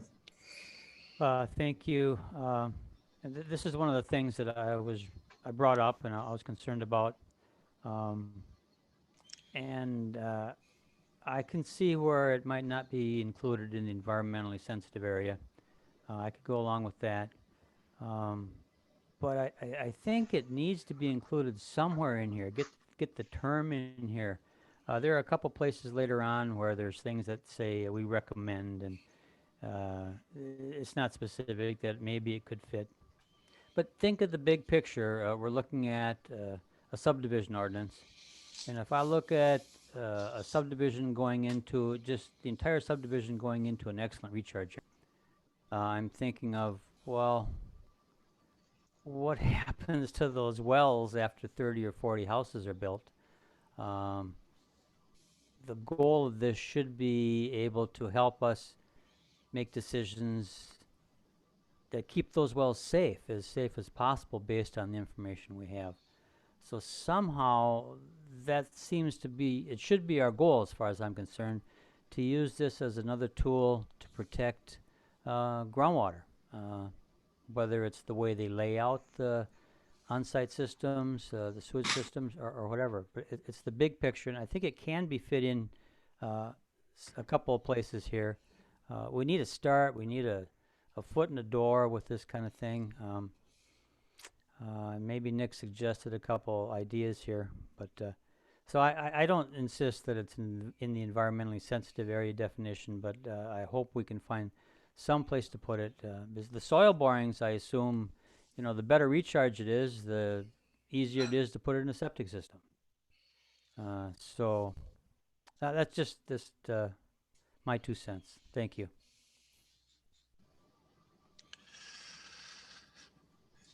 Is it anybody else?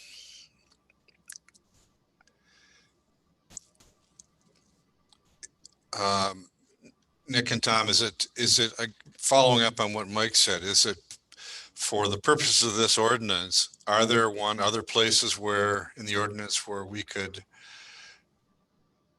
address this as an issue that requires some kind of consideration in the planning, or could we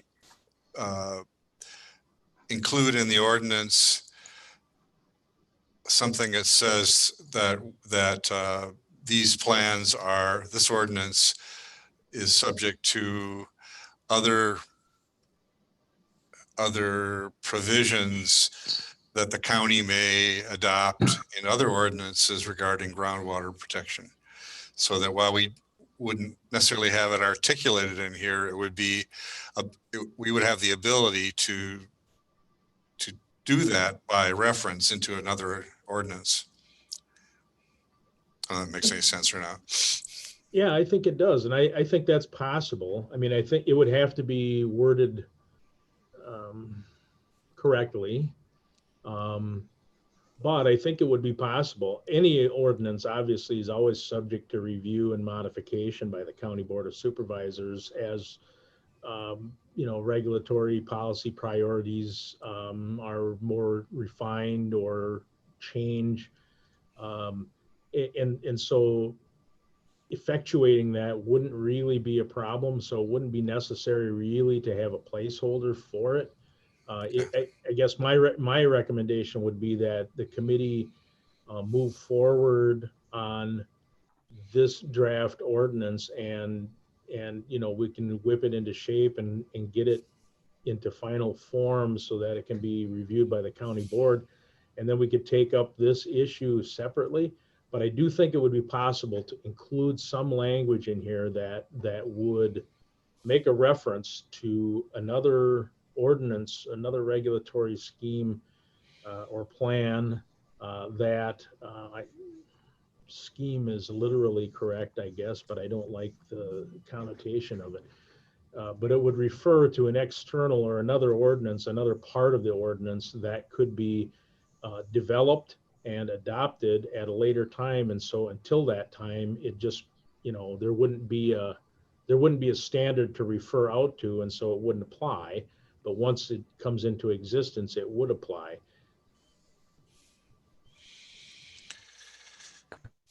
Could I make a suggestion just to see where we're standing?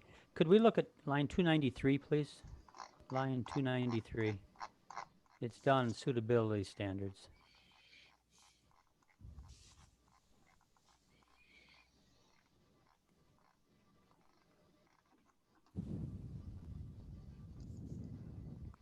Uh, 293, section 4 lists a whole bunch of things that seem not real specific. Inadequate drainage, I don't know what inadequate is. Maybe there's a definition for adverse soil or rock formation. Maybe there's some definitions: unfavorable topography, inadequate or contaminated water supply. Now there's some terms in there that maybe Tom Carlson can tell me that they're all specifically defined somewhere. Maybe unfavorable topography is anything over 20% slope, but could you put that in here? It says inadequate, or let's see, any other feature or circumstances likely to result in imposition of unreasonable cost to remedy severe, etc. Could you put it in this paragraph? As this is not a specific paragraph that is enforceable directly. It seems to me anyway. Yeah. Tom, could I just interrupt real quick? Chairman Quinn? Yes. I need to go and scan some documents for a plumber. This discussion probably isn't going to include me, but just so you know, I'll be away from my phone for about 10 minutes. Sure. Thank you, Bob. Okay, back to Supervisor Kinnear's question. Yeah, certainly we could put some language in here in item 4, but then the question becomes, or it's come up in the past, are these statements enforceable on their own under 16.09, or do we need to have certain empirical standards somewhere else in the ordinance that we can point to? Because I can honestly say a lot of these terms are not defined. Severe erosion, adverse soil. They are not defined. They're not in our glossary or in our index. So Go ahead, Tom. I'm sorry. My thought or my fear, I guess, is that, we put a bunch of items in here, they're for general purposes. And I don't know if the committee is intending for them to be enforceable. I honestly don't know from a legal standpoint if they would be enforceable if they were in this subsection here. The question for Nick. The enforceability of these things is going to really be tied to the severity and degree with which a particular situation might be characterized by any of these terms. So they don't, to some extent, they provide standards for consideration, but they're designed to really be a sort of a stop for a more categorical, status of rock or erosion potential or unfavorable topography. And so I do think that this provides some ability to regulate that, but I think it would be better. I think it would be better to have some requirements that could be met that are based on the particular characteristics of a lot that's being proposed or a group of lots that's being proposed, as opposed to, just a general statement. Because like I said, these are basically the firewall.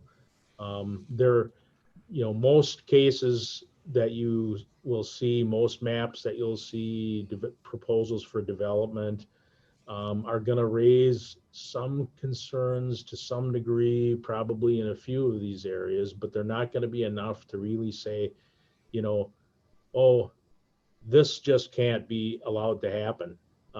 There's, it's solid rock between, you go down 8 inches and then there's nothing but solid rock for 75 feet.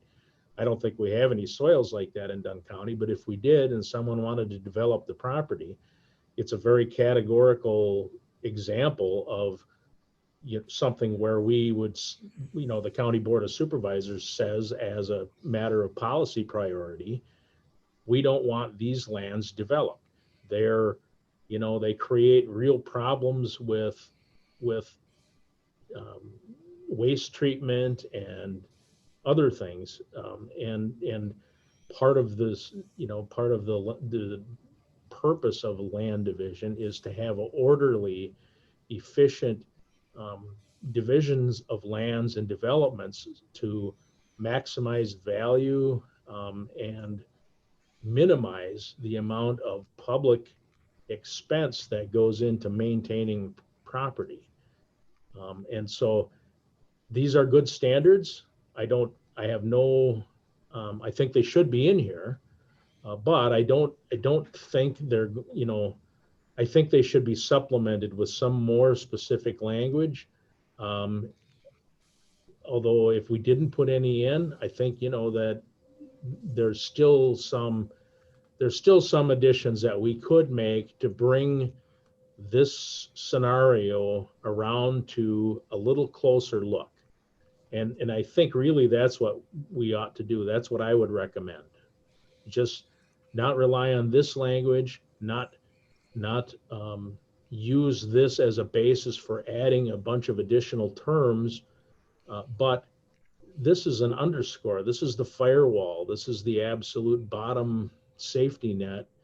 And we build off that by having a little bit more definition for the situations where we would want to look a little closer at groundwater recharge as a possible problem or potential problem for having 25 new houses all located within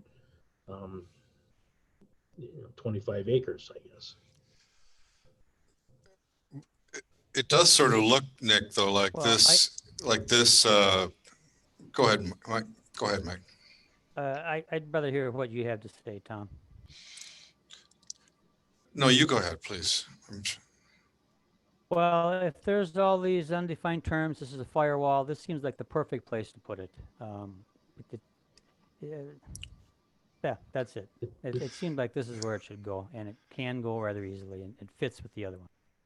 Thank you. And I was going to say basically the same thing. It does seem to me like given what you just said, Nick, that either a new paragraph or additional language in this paragraph, maybe it's a new paragraph that notes the soil susceptibility as a consideration in division of land and in how and decisions about how that division is planned within a parcel. Wouldn't be any more general than we'll say right now.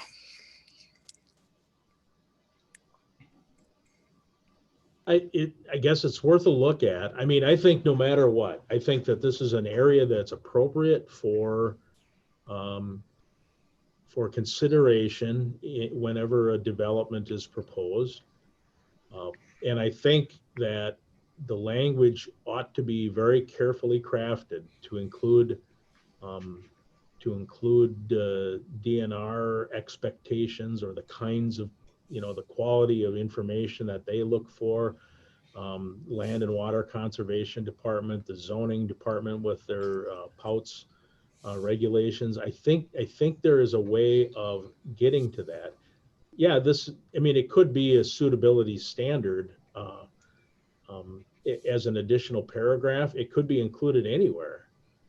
I guess my thought is it's something that ought to be well developed. It isn't right now. And we can make recommendations for language after, getting our heads together on it. And, and see what you think. But I think a little additional language would probably go a long way towards helping have a better, closer look at that, which is really what those maps, the recharge maps are meant to do. Identify the areas that need a closer look depending on what it is you're up to there. Right. That closer look might be different for an industrial land use versus agricultural or residential.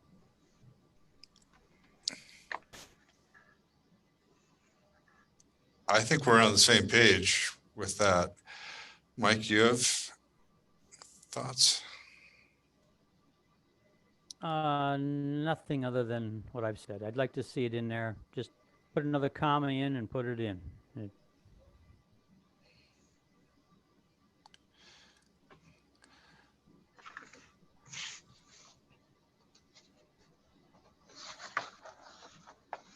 Anybody on the committee have anybody else have any concerns or questions? So the point here is not to blanket limitation on development in highly susceptible areas, but to say that if part of your parcel is in a highly susceptible area, there are certain considerations that are going to have to be taken place to protect the public health and benefit. Mr. Chairman, And wherever it goes, I would like to see if Nick and Tom can come up with what Nick referred to as carefully crafted language to make sure that it is at least given consideration in the ordinance. anybody else want to chime in? I'll take that as agreement. So you guys, I hate to, this ordinance is excellent document. And I think the state, what I've heard is the state has noted that it was an excellent example of what an ordinance like this should look like, one of the best they've seen. So we're in the right direction. But this is an important topic that I think we want to go a little further and try and carve out agreement on. So. Okay. All right, go ahead, Tom. I'll move on down to line 158. We reworked the definition for the term right-of-way. So our new definition that we're much more comfortable with is a strip of land occupied or intended to be occupied by a road, railroad, utility line, or for other special purposes and normally requiring public dedication where public maintenance is involved.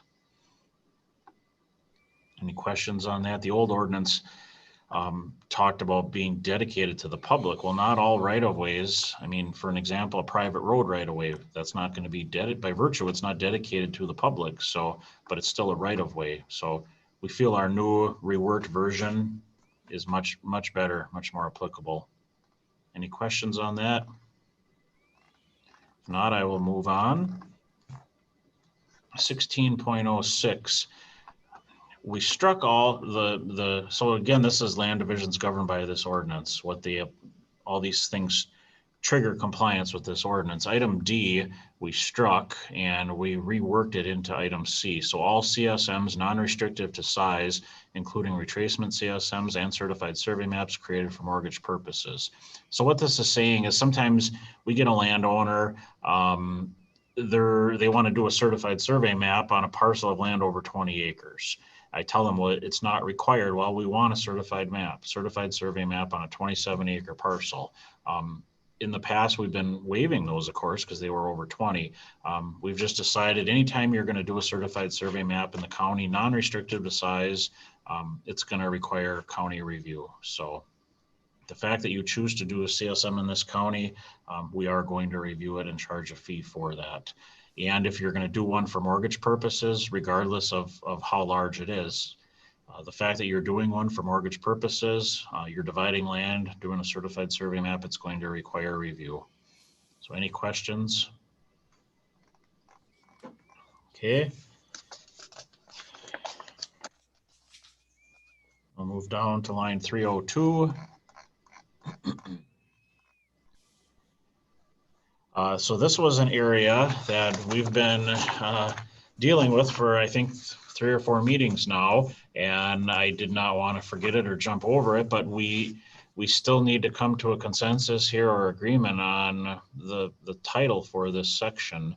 The last time we talked about this, we were still deciding on naming for this section, or possibly adding more content here. So I'm going to turn this over to the chair at this point. Everybody, hopefully we'll have some consensus today on what we want this section to be titled.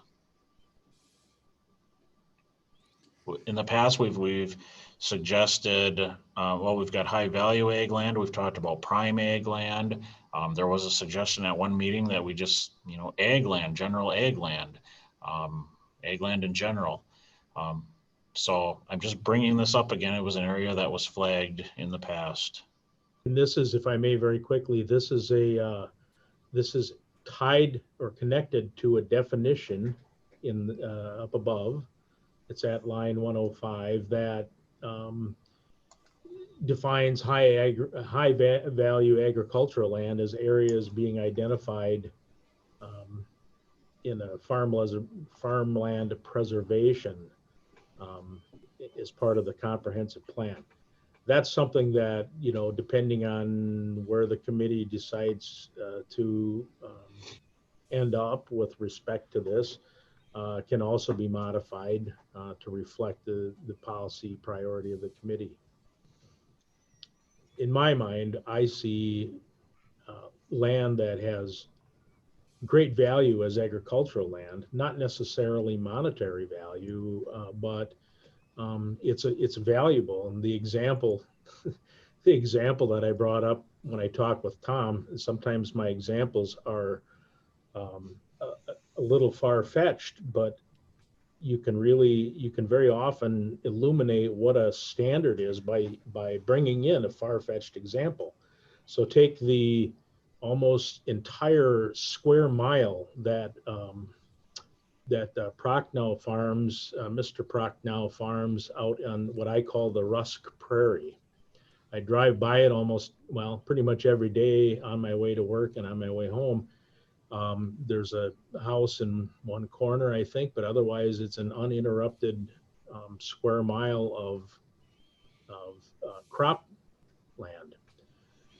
If he were to take a strip of, what was it, Tom, 144 feet wide, right through the center of that square mile of cropland and propose a residential subdivision, it would interrupt the continuity of the irrigation systems. It would, require alteration of how the 2 large fields on either side are farmed. You could say that regardless of the economic value of this property, that it has high value as agricultural land, because if we were suddenly to put up a residential subdivision that ran from one end of the field to the other, we would create a bunch of additional problems. There would be issues of irrigation and interference with people's lawns and quiet enjoyment of their property, the noises, I mean, all kinds of stuff that come into play. And so to me, that's really what we're trying to capture, is that it has high value as agricultural land. Currently, the definition that we have shows it being a farmland preservation plan certified, but we can adjust that based on whatever direction we're given.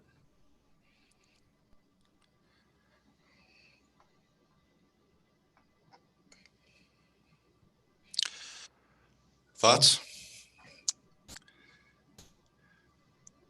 I mean, my instincts are that the criteria is productive agricultural land. And using Nick's example, that strip would destroy would diminish significantly the productive value of that land. It may not be high. I don't know if it's in farmland preservation or not out there, but it's definitely productive farmland. And I think Gary made a point at an earlier meeting, and maybe you want to elaborate on it, Gary, that in a farm you may have a field that isn't considered high value. I mean, the problem with high value is it sounds like we're basing it on monetary value. So, and we're not. We're basing it on whether or not it's in the farmland preservation area. But using something like productive value, productive agricultural land, it seems to me would capture the spirit. And Gary pointed out a farm may have a field that's relatively near the barn and easy to put manure on, but it may not be the best field they have on their farm or the highest value. But having it develop would be a problem.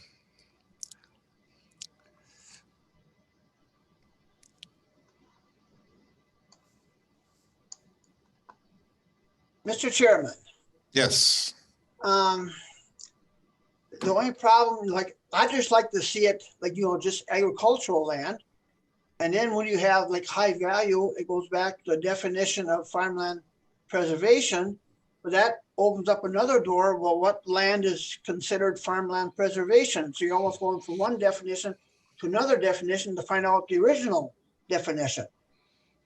Does that make sense?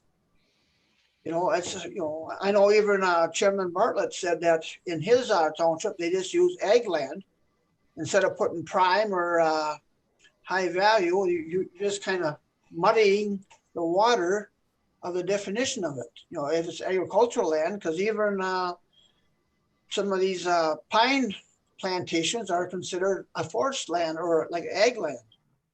So I'm personally would just like to go with agricultural land as a definition and not put any kind of standards on that ag land as if we have to define agricultural land then. Prime or high value. This is Dan. I'm not sure if Bob is back, but when we did, that farmland preservation plan, there was a formula and some data that went behind selecting those parcels. And as a result, they got mapped green as a parcel next to it didn't. So there is some reasoning behind which parcels were selected for farmland preservation.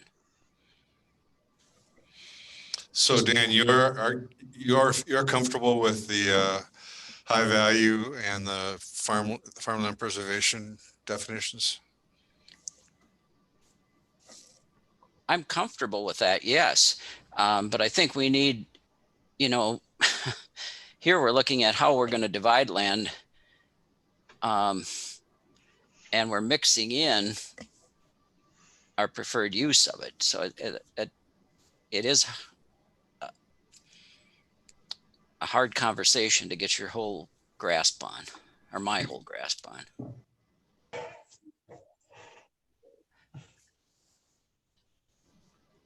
because we're, we've got 1610 here, but I mean, what is the purpose of that? Is that to reiterate that we've already said we want to preserve this land for agriculture? It's kind of like the section we were just on about the features,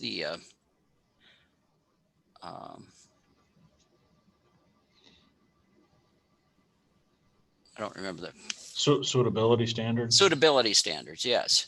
What is the purpose of this language in here?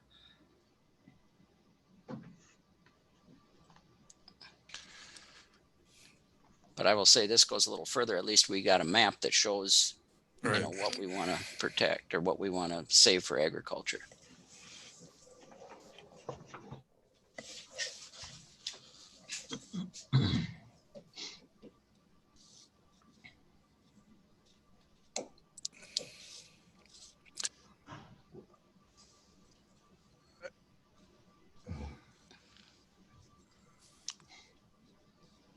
I'm okay. I guess I feel like my arguments are not persuasive. So I'm fine with this.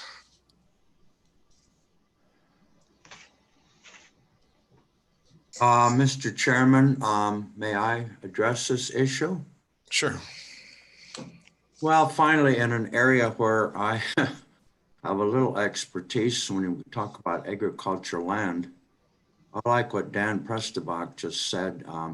I've read this Division 1610 over and over many times. And I personally cannot improve on it because to me, it says exactly what I want because of soil characteristics, aggregate acreage, proximity to other farms or other pertinent characteristics have high value for continued farm use to meet food. That says it all to me. And I in no way can sit here today and improve on that. And I suppose we can always find an issue where 1610 might not meet the definition, but we'll address that issue later if we have to. But personally, I don't see that we need any changes. Thank you. Thank you, Jim. Chair. And yes. Tom. Yep. It's Mike Kinnear. Don't sell yourself short. You do have, it's persuasive, and Supervisor Bjork too. As Jim just said, the paragraph 1 there just lays it out really nice. And we have the definition of high value agricultural land earlier. So I think in agreeing with Supervisor Bjork, division of plat of agricultural land would be sufficient. I don't even think you have to have as 1610 label high value.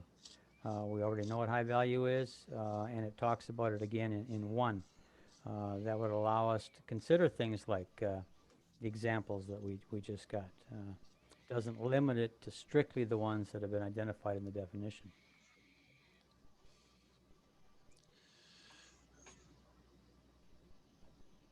So what would be the impact of removing high value from here? Then that wouldn't change this paragraph, but agricultural land would have to be defined, would be defined as land in the Farmland Preservation Program, land designated by the Farmland Preservation Program. And so rather than high value, would say agriculture. Yeah, I guess I misunderstood that. If you just said agricultural land, that would not limit it to what the definition is. Well, you want, I think, Tom Carlson, you want to have a definition of agricultural land someplace, so right? Well, I would think so, because right now, I mean, we're talking about if we don't define it, then how are we gonna, I mean, right now we're identifying those areas on the Farmland Preservation Plan. We wouldn't we wouldn't be considering those areas. I guess by default, they would probably, well, I don't know. They would be included as ag land, but we'd be including more land than just those areas as well. I have to believe there's probably areas of the county that are under agricultural that aren't identified on the plan. Certainly.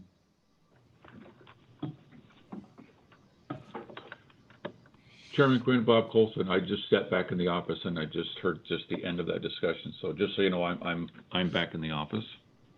Okay, thanks, Bob.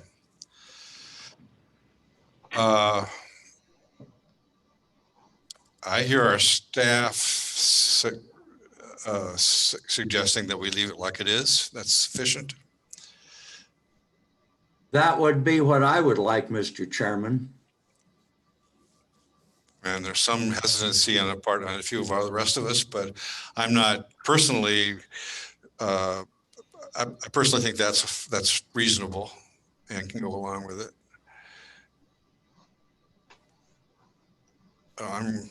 I'm willing to set aside my minor misgivings and accept that. Gary Bjork, you feel okay with that? Somewhat, but I'm concerned about land that's being farmed that is, not qualified for farmland preservation. That's my only concern. Yeah, and this is Nick. I think that we are going to have to play with the definition a little bit to bring it into sync with section 16.10. I guess I do think that talking about what words we use to describe this property is probably not terribly productive. But I think 16.10 captures the essence of what we aspire to. But I do think that we're going to need to synchronize this with the definition, because I think that the definition came into existence at a time when the language in 16.10 was different. And we've refined it after many meetings, staff meetings, going over the ordinance. So I do think it needs to be fixed. And I think Supervisor Bjork's concerns can be addressed with just some minor language changes. Great. So just so I am clear, because we had a lot of back and forth, 1610 is going to be titled Division by Plat of Agricultural Land. No, it could be high value. Okay. Yeah, but then the question is how maybe some more clarification about how we define high value. Is that what you're saying, Nick? Yes. Okay. Yes. Okay. And one of my concerns about that is, the farmland preservation is a program that may or may not exist 5 years from now. And limiting it to that may cause some problems down the road too. Well, Mr. Chairman, I understand. I didn't know that it did limit it to farmland preservation. Is that what it says? Yeah. Well,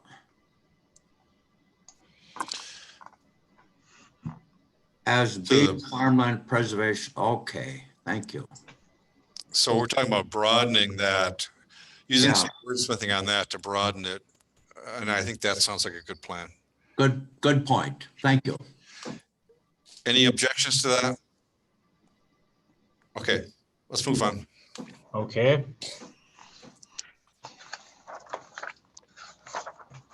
So then we're down on line 398.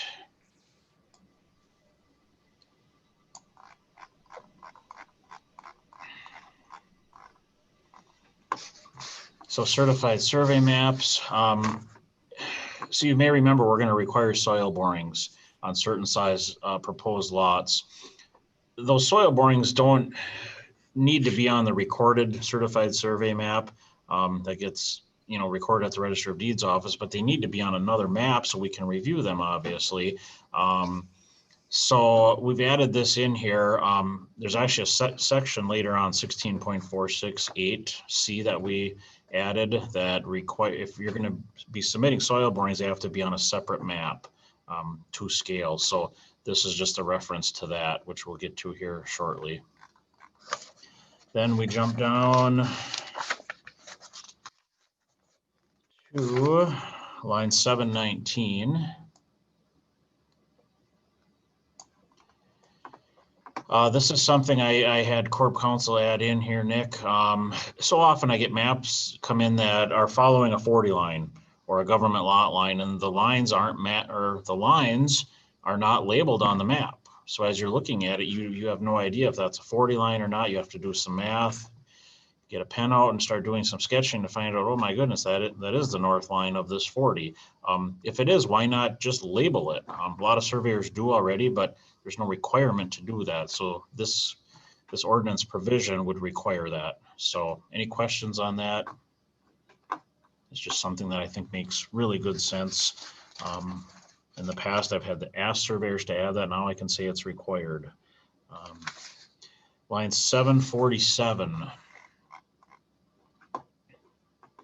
We just added one sentence in here about the drainage easements. In most instances, property subject to a drainage easement shall be privately owned as part of one or more lots within a land division.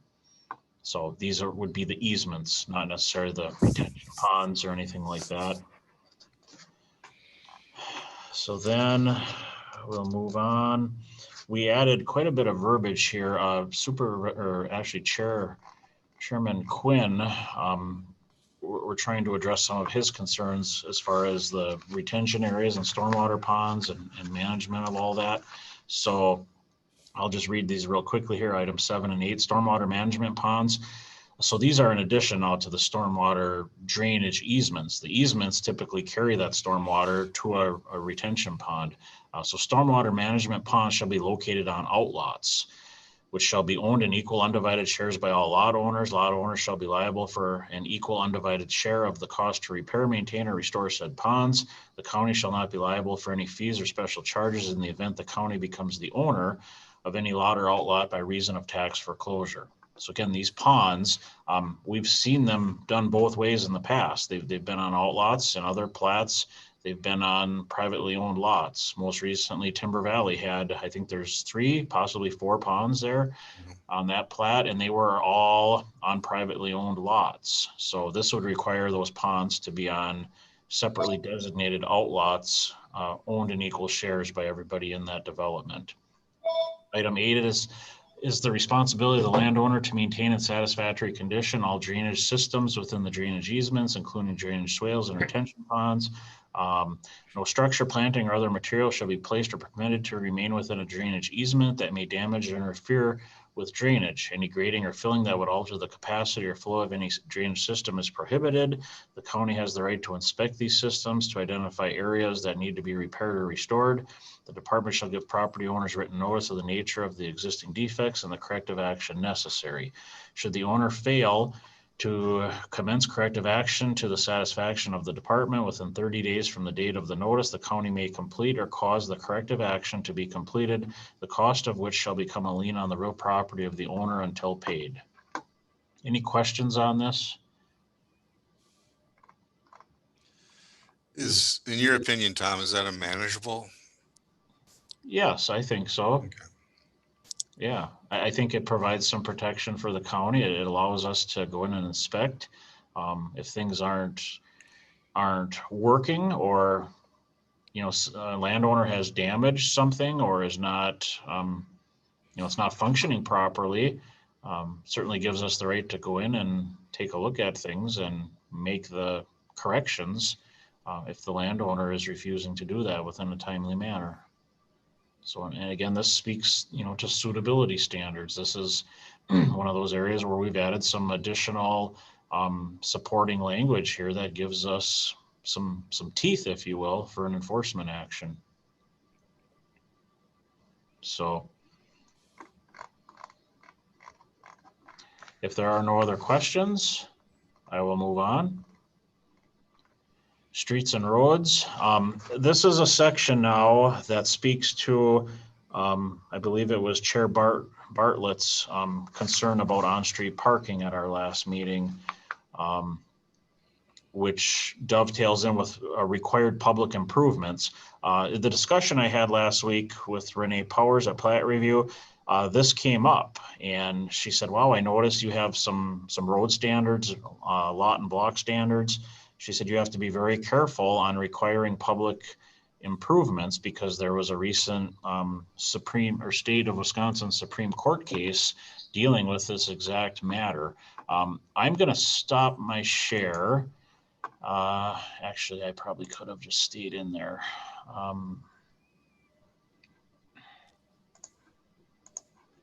Okay, can everybody see this? This is excerpts from the court case. Yep. Okay, so there was a court case. It actually went to circuit court, and then it made it all the way up into the state Supreme Court.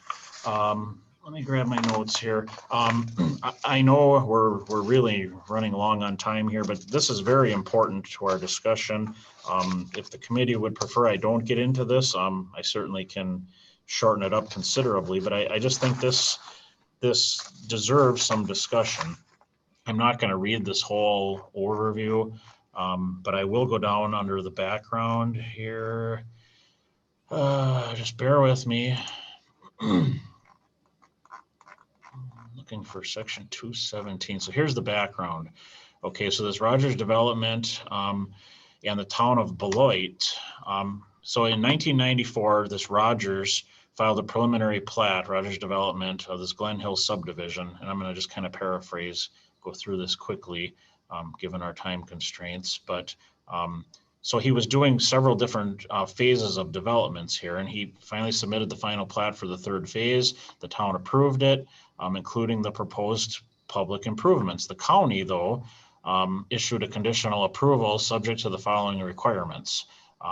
One was that the road had to be built in accordance with the county cross-section specifications. The cul-de-sac had to be 70 foot in radius, and that they had to have provisions for a future road connection to another subdivision. The conditions imposed by the county were contrary to the directives of the town, which had unconditionally approved the plat for the third phase. So we have a conflict here. The developer met the town standards, but it was not sufficient, or it was deficient in meeting the county standards. So Rogers filed a suit against the county, and the town, actually, town of Beloit, joined in as a co-plaintiff. So it went through, if you look over here under the opinion, it actually went through the circuit court, and it says the county lacked the authority to condition plat approval on compliance with the specifications for public improvements because the conditions directly conflicted with those imposed by the town. And specifically talking about size of the cul-de-sacs, length of street blocks, and location of town roads. So it made it all the way into the Supreme Court. And if we go to the very end, their opinion or conclusion, we conclude that the land division regulations relating to the size of cul-de-sacs, length of street blocks, and location of town roads constitute public improvement requirements. Wisconsin statute grants only to a town or municipality within which the plat lies the authority to require public improvements as a condition of plat approval, and a county is not a municipality for those purposes. We conclude that the county may not regulate the size of cul-de-sacs, length of street blocks, and the location of town roads when the plat is located within a town as it is here. So what this is basically saying in a nutshell, and supported by the state Supreme Court, is that we cannot impose standards for public improvements if the town already has their own standards in place. And in speaking with Nick, you know, it's reasonable to, I guess it's well within our authority to impose standards if they are reasonable standards. You know, roads are 66 feet wide. That's not an unreasonable standard to impose, that, you know, all streets have to be, you know, minimum of 66 feet wide. But to come in and say, well, you have to create a wider right of way for on-street parking, that's imposing a public improvement on a town in our county here that may not have that as a standard. And this has already been challenged, been through the courts, and it's, you know, we have case law on this now that speaks against that. So I just wanted to bring this up, and I meant to include this in the packet that went out, but I It didn't get in your packet, and for that I apologize, but here it is today. We do have a Supreme Court case on that. So what we did is we reworked 16.43, and we said that subdividers shall provide land for roads. Roads, including cul-de-sacs, shall be designed and improved as required by town ordinance. Where no town ordinance pertaining to design and improvement of roads exists, roads shall be designed and improved as, and then we left the rest of the verbiage the same. So we're basically defaulting back to the town. If the town has standards, you have to comply with their ordinance. We can't impose stricter standards on that or require public improvements that would burden the township. Are there any questions on this? I know I went through it quite quickly, and maybe Nick wants to speak on this as well if he has anything else to add. Essentially, we cannot require the creation of public improvements that are greater than the town would prefer to have. And so we defer to their ordinance. If they don't have one, then everything, what we do is this ordinance, the language in here defaults to the standards that are generally accepted for roads, for cul-de-sacs. They're not greater. It's like 66 feet is actually defined in the statutes as a standard for town roads, town highways. What is it, chapter 144, I think? Chapter 81, I believe. Oh, okay. I must be thinking of a different one. Anyway, so the regulations here, I guess I think they need to be confined to the sort of generally accepted usage or the standards that you'd expect to see out there. To the extent that they exceed that, they could be interpreted as creating additional public improvements that towns aren't really obligated to do. For example, plow, so a plow has to make 3 passes on a super wide road instead of 2 to clear it when the snow falls. It's a burden on them, and we don't have the ability to impose that burden. And so keeping it deferential to town ordinance, and where there isn't one, keeping it deferential to the standards that most towns would be required to default to if they don't have an ordinance regulating it, is the best place for this regulation to land. And so the bottom line is we really don't have the ability to require super wide roads, for example, or streets in order to allow for ample parking on the sides and still have room for a fire truck to get through with 12 feet of clearance on each side, so that there's no question that it'll get through to the cul-de-sac. We looked, but it isn't going to work out.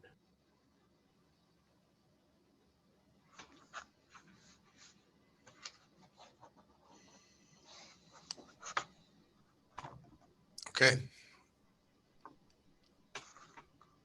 If there are no other questions, I'm going to keep moving. Line 862, we changed the word percentages to undivided shares. Just a very minor change. Line 937. So again, here, based on that court case, we added some new verbiage here. Blocks shall be designed as required by town ordinance. Where no town ordinance pertaining to blocks exists, blocks shall be designed as follows. So we just made very clear that you're going to have to follow any town ordinance in here. It's worth noting, I think, with respect to that, blocks are rarely incorporated into land divisions nowadays. Exactly. We just don't see them anymore. Not to say we couldn't, but they're not very common. Then we jump down on line 979.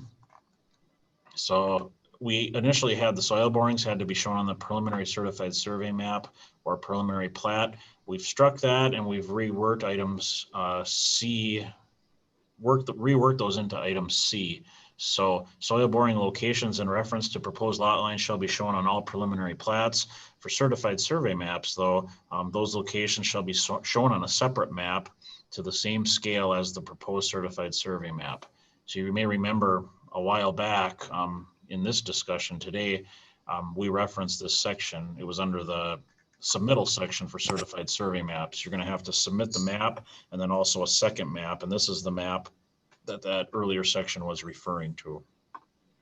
We also took advice. I think it was Supervisor Bjork at the last meeting called us out on the rounding of these 1.5 to 15 acres. So we added language back in, but it only pertains to this subsection. So rounding shall not be permitted for determining the area of a lot for purposes of this subsection. So thank you to Gary for that, for catching that.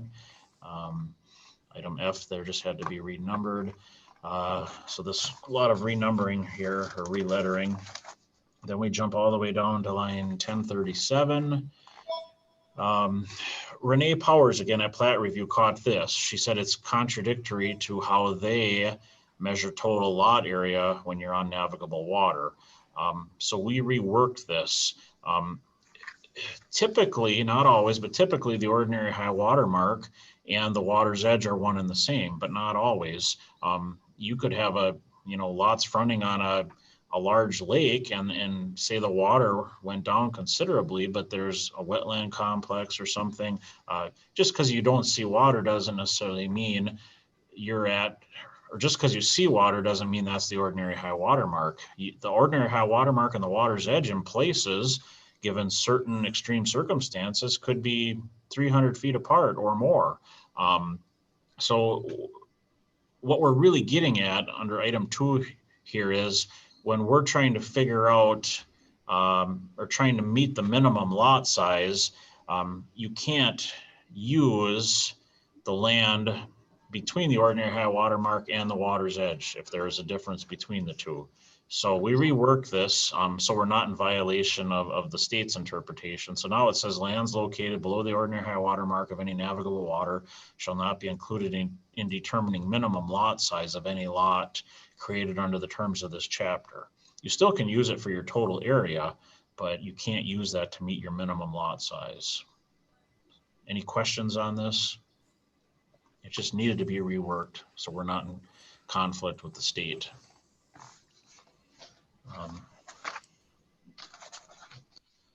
So then that's it, I believe. This section here, we didn't make any changes. I think we just didn't accept the changes between, excuse me, the last meeting and this meeting, because I know we went through all this verbiage at the last meeting. So, and I believe that's it. Every time we come back, it seems like there's more information that we've discovered, and I'm sure we're going to find a few more things between now and the next meeting. Are there any questions on what we went through today? If not, I have one more item that I would like to bring to the committee, or to the committee's attention. Any questions? I just don't understand. Wow, Okay. So there's one other concept we don't have in here, but working with Land Conservation Department, the concept of the lowest building opening in relation to either an established regional flood elevation or retention pond elevation, if applicable, or the groundwater table, wetlands, things like that. We're talking about suitability standards again, and somebody putting a basement in near a wetland and not, maintaining a certain engineered elevation on that basement. On a wet year, they certainly could run into problems with water in their basement or high water table. So St. Croix County and Waukesha County are just two counties. We found some verbiage where they have standards. They define this LBO, the acronym is lowest building opening. And we would like to bring the ordinance back with some language that we're going to introduce on this subject. We just feel it's very important. And again, it speaks to suitability and protecting the public. Last thing we want is somebody to have, a water in their basement because of bad planning practices. And now public funds are, they might be applying for a grant or something to get the problem fixed, where we could have potentially avoided it from the beginning if we had some language in our ordinance. So that is something I would really like to come back at the next meeting with some language worked in here. So I'm just bringing that to the committee's attention. Any questions on that item or anything else on the ordinance? Otherwise, that concludes my report for this morning.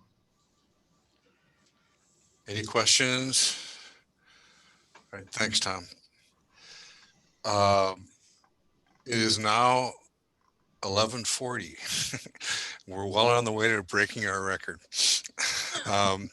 Dan, do you want to, I wonder, how do you want to deal with the ordinance? You want to do a quick review and maybe go into it more in depth next time, or what do you think? Well, Nick and I met, I believe, twice since the last meeting, and we have incorporated, some new items into this ordinance. And I guess the biggest thing that we put in here, we did a lot of clarification on definitions and things like that. But the biggest thing that went in here is the citation authority. And I guess I would defer to Nick to explain that. I don't know for sure how in depth you want to go in, because we only have a few minutes, but I would. I'm trying to find my copy of it so I can scroll down. That wasn't a large item. It's at the end or near the end in enforcement. It just makes reference that one of the mechanisms that can be used to enforce the ordinance is issuance of a citation. It also refers to stop work orders or filing a written or filing a lawsuit, providing a written notification of violation and a directive to, correct. We also added in some, I don't know, it was a pretty productive session. The draft that we provided last time was primarily to serve as a proof that we were working on it and that we had some work product to show you. And so I guess I would consider this to be maybe the first real draft for you to read through and ponder. And, if, I guess, depending on the committee's preference, we could either go through it now or give you a chance to read it if you haven't yet, and get ready with questions, and then Dan and I could prepare to present it at the next meeting in greater detail. That sounds like a wonderful idea. Without objection from the committee, let's have that be the plan. We'll all review it and we'll put it on the agenda for further discussion and explanation at the next meeting. Anybody have a problem with that? Okay. Yeah, I guess Dan. One other thing I'd like to point out that we really added is starting on line 479 is the requirements in a manure storage construction plan. We didn't have these things identified at all before. And I believe taking Nick's words here is, we wanted some documentation that if someone built a manure storage without a plan, we could say, hey, you didn't supply us these items. Right. So we do have that spelled out now. Before we used to kind of just do that on a application basis. So that's a big change there too, having a list of items that need to come into the office before we would start our official review of a permit application. Great, thanks for pointing that out. Anybody on the committee have any questions today, or not okay with doing our own personal review and having a discussion next opportunity? Great. Are there any announcements anyone wants to make?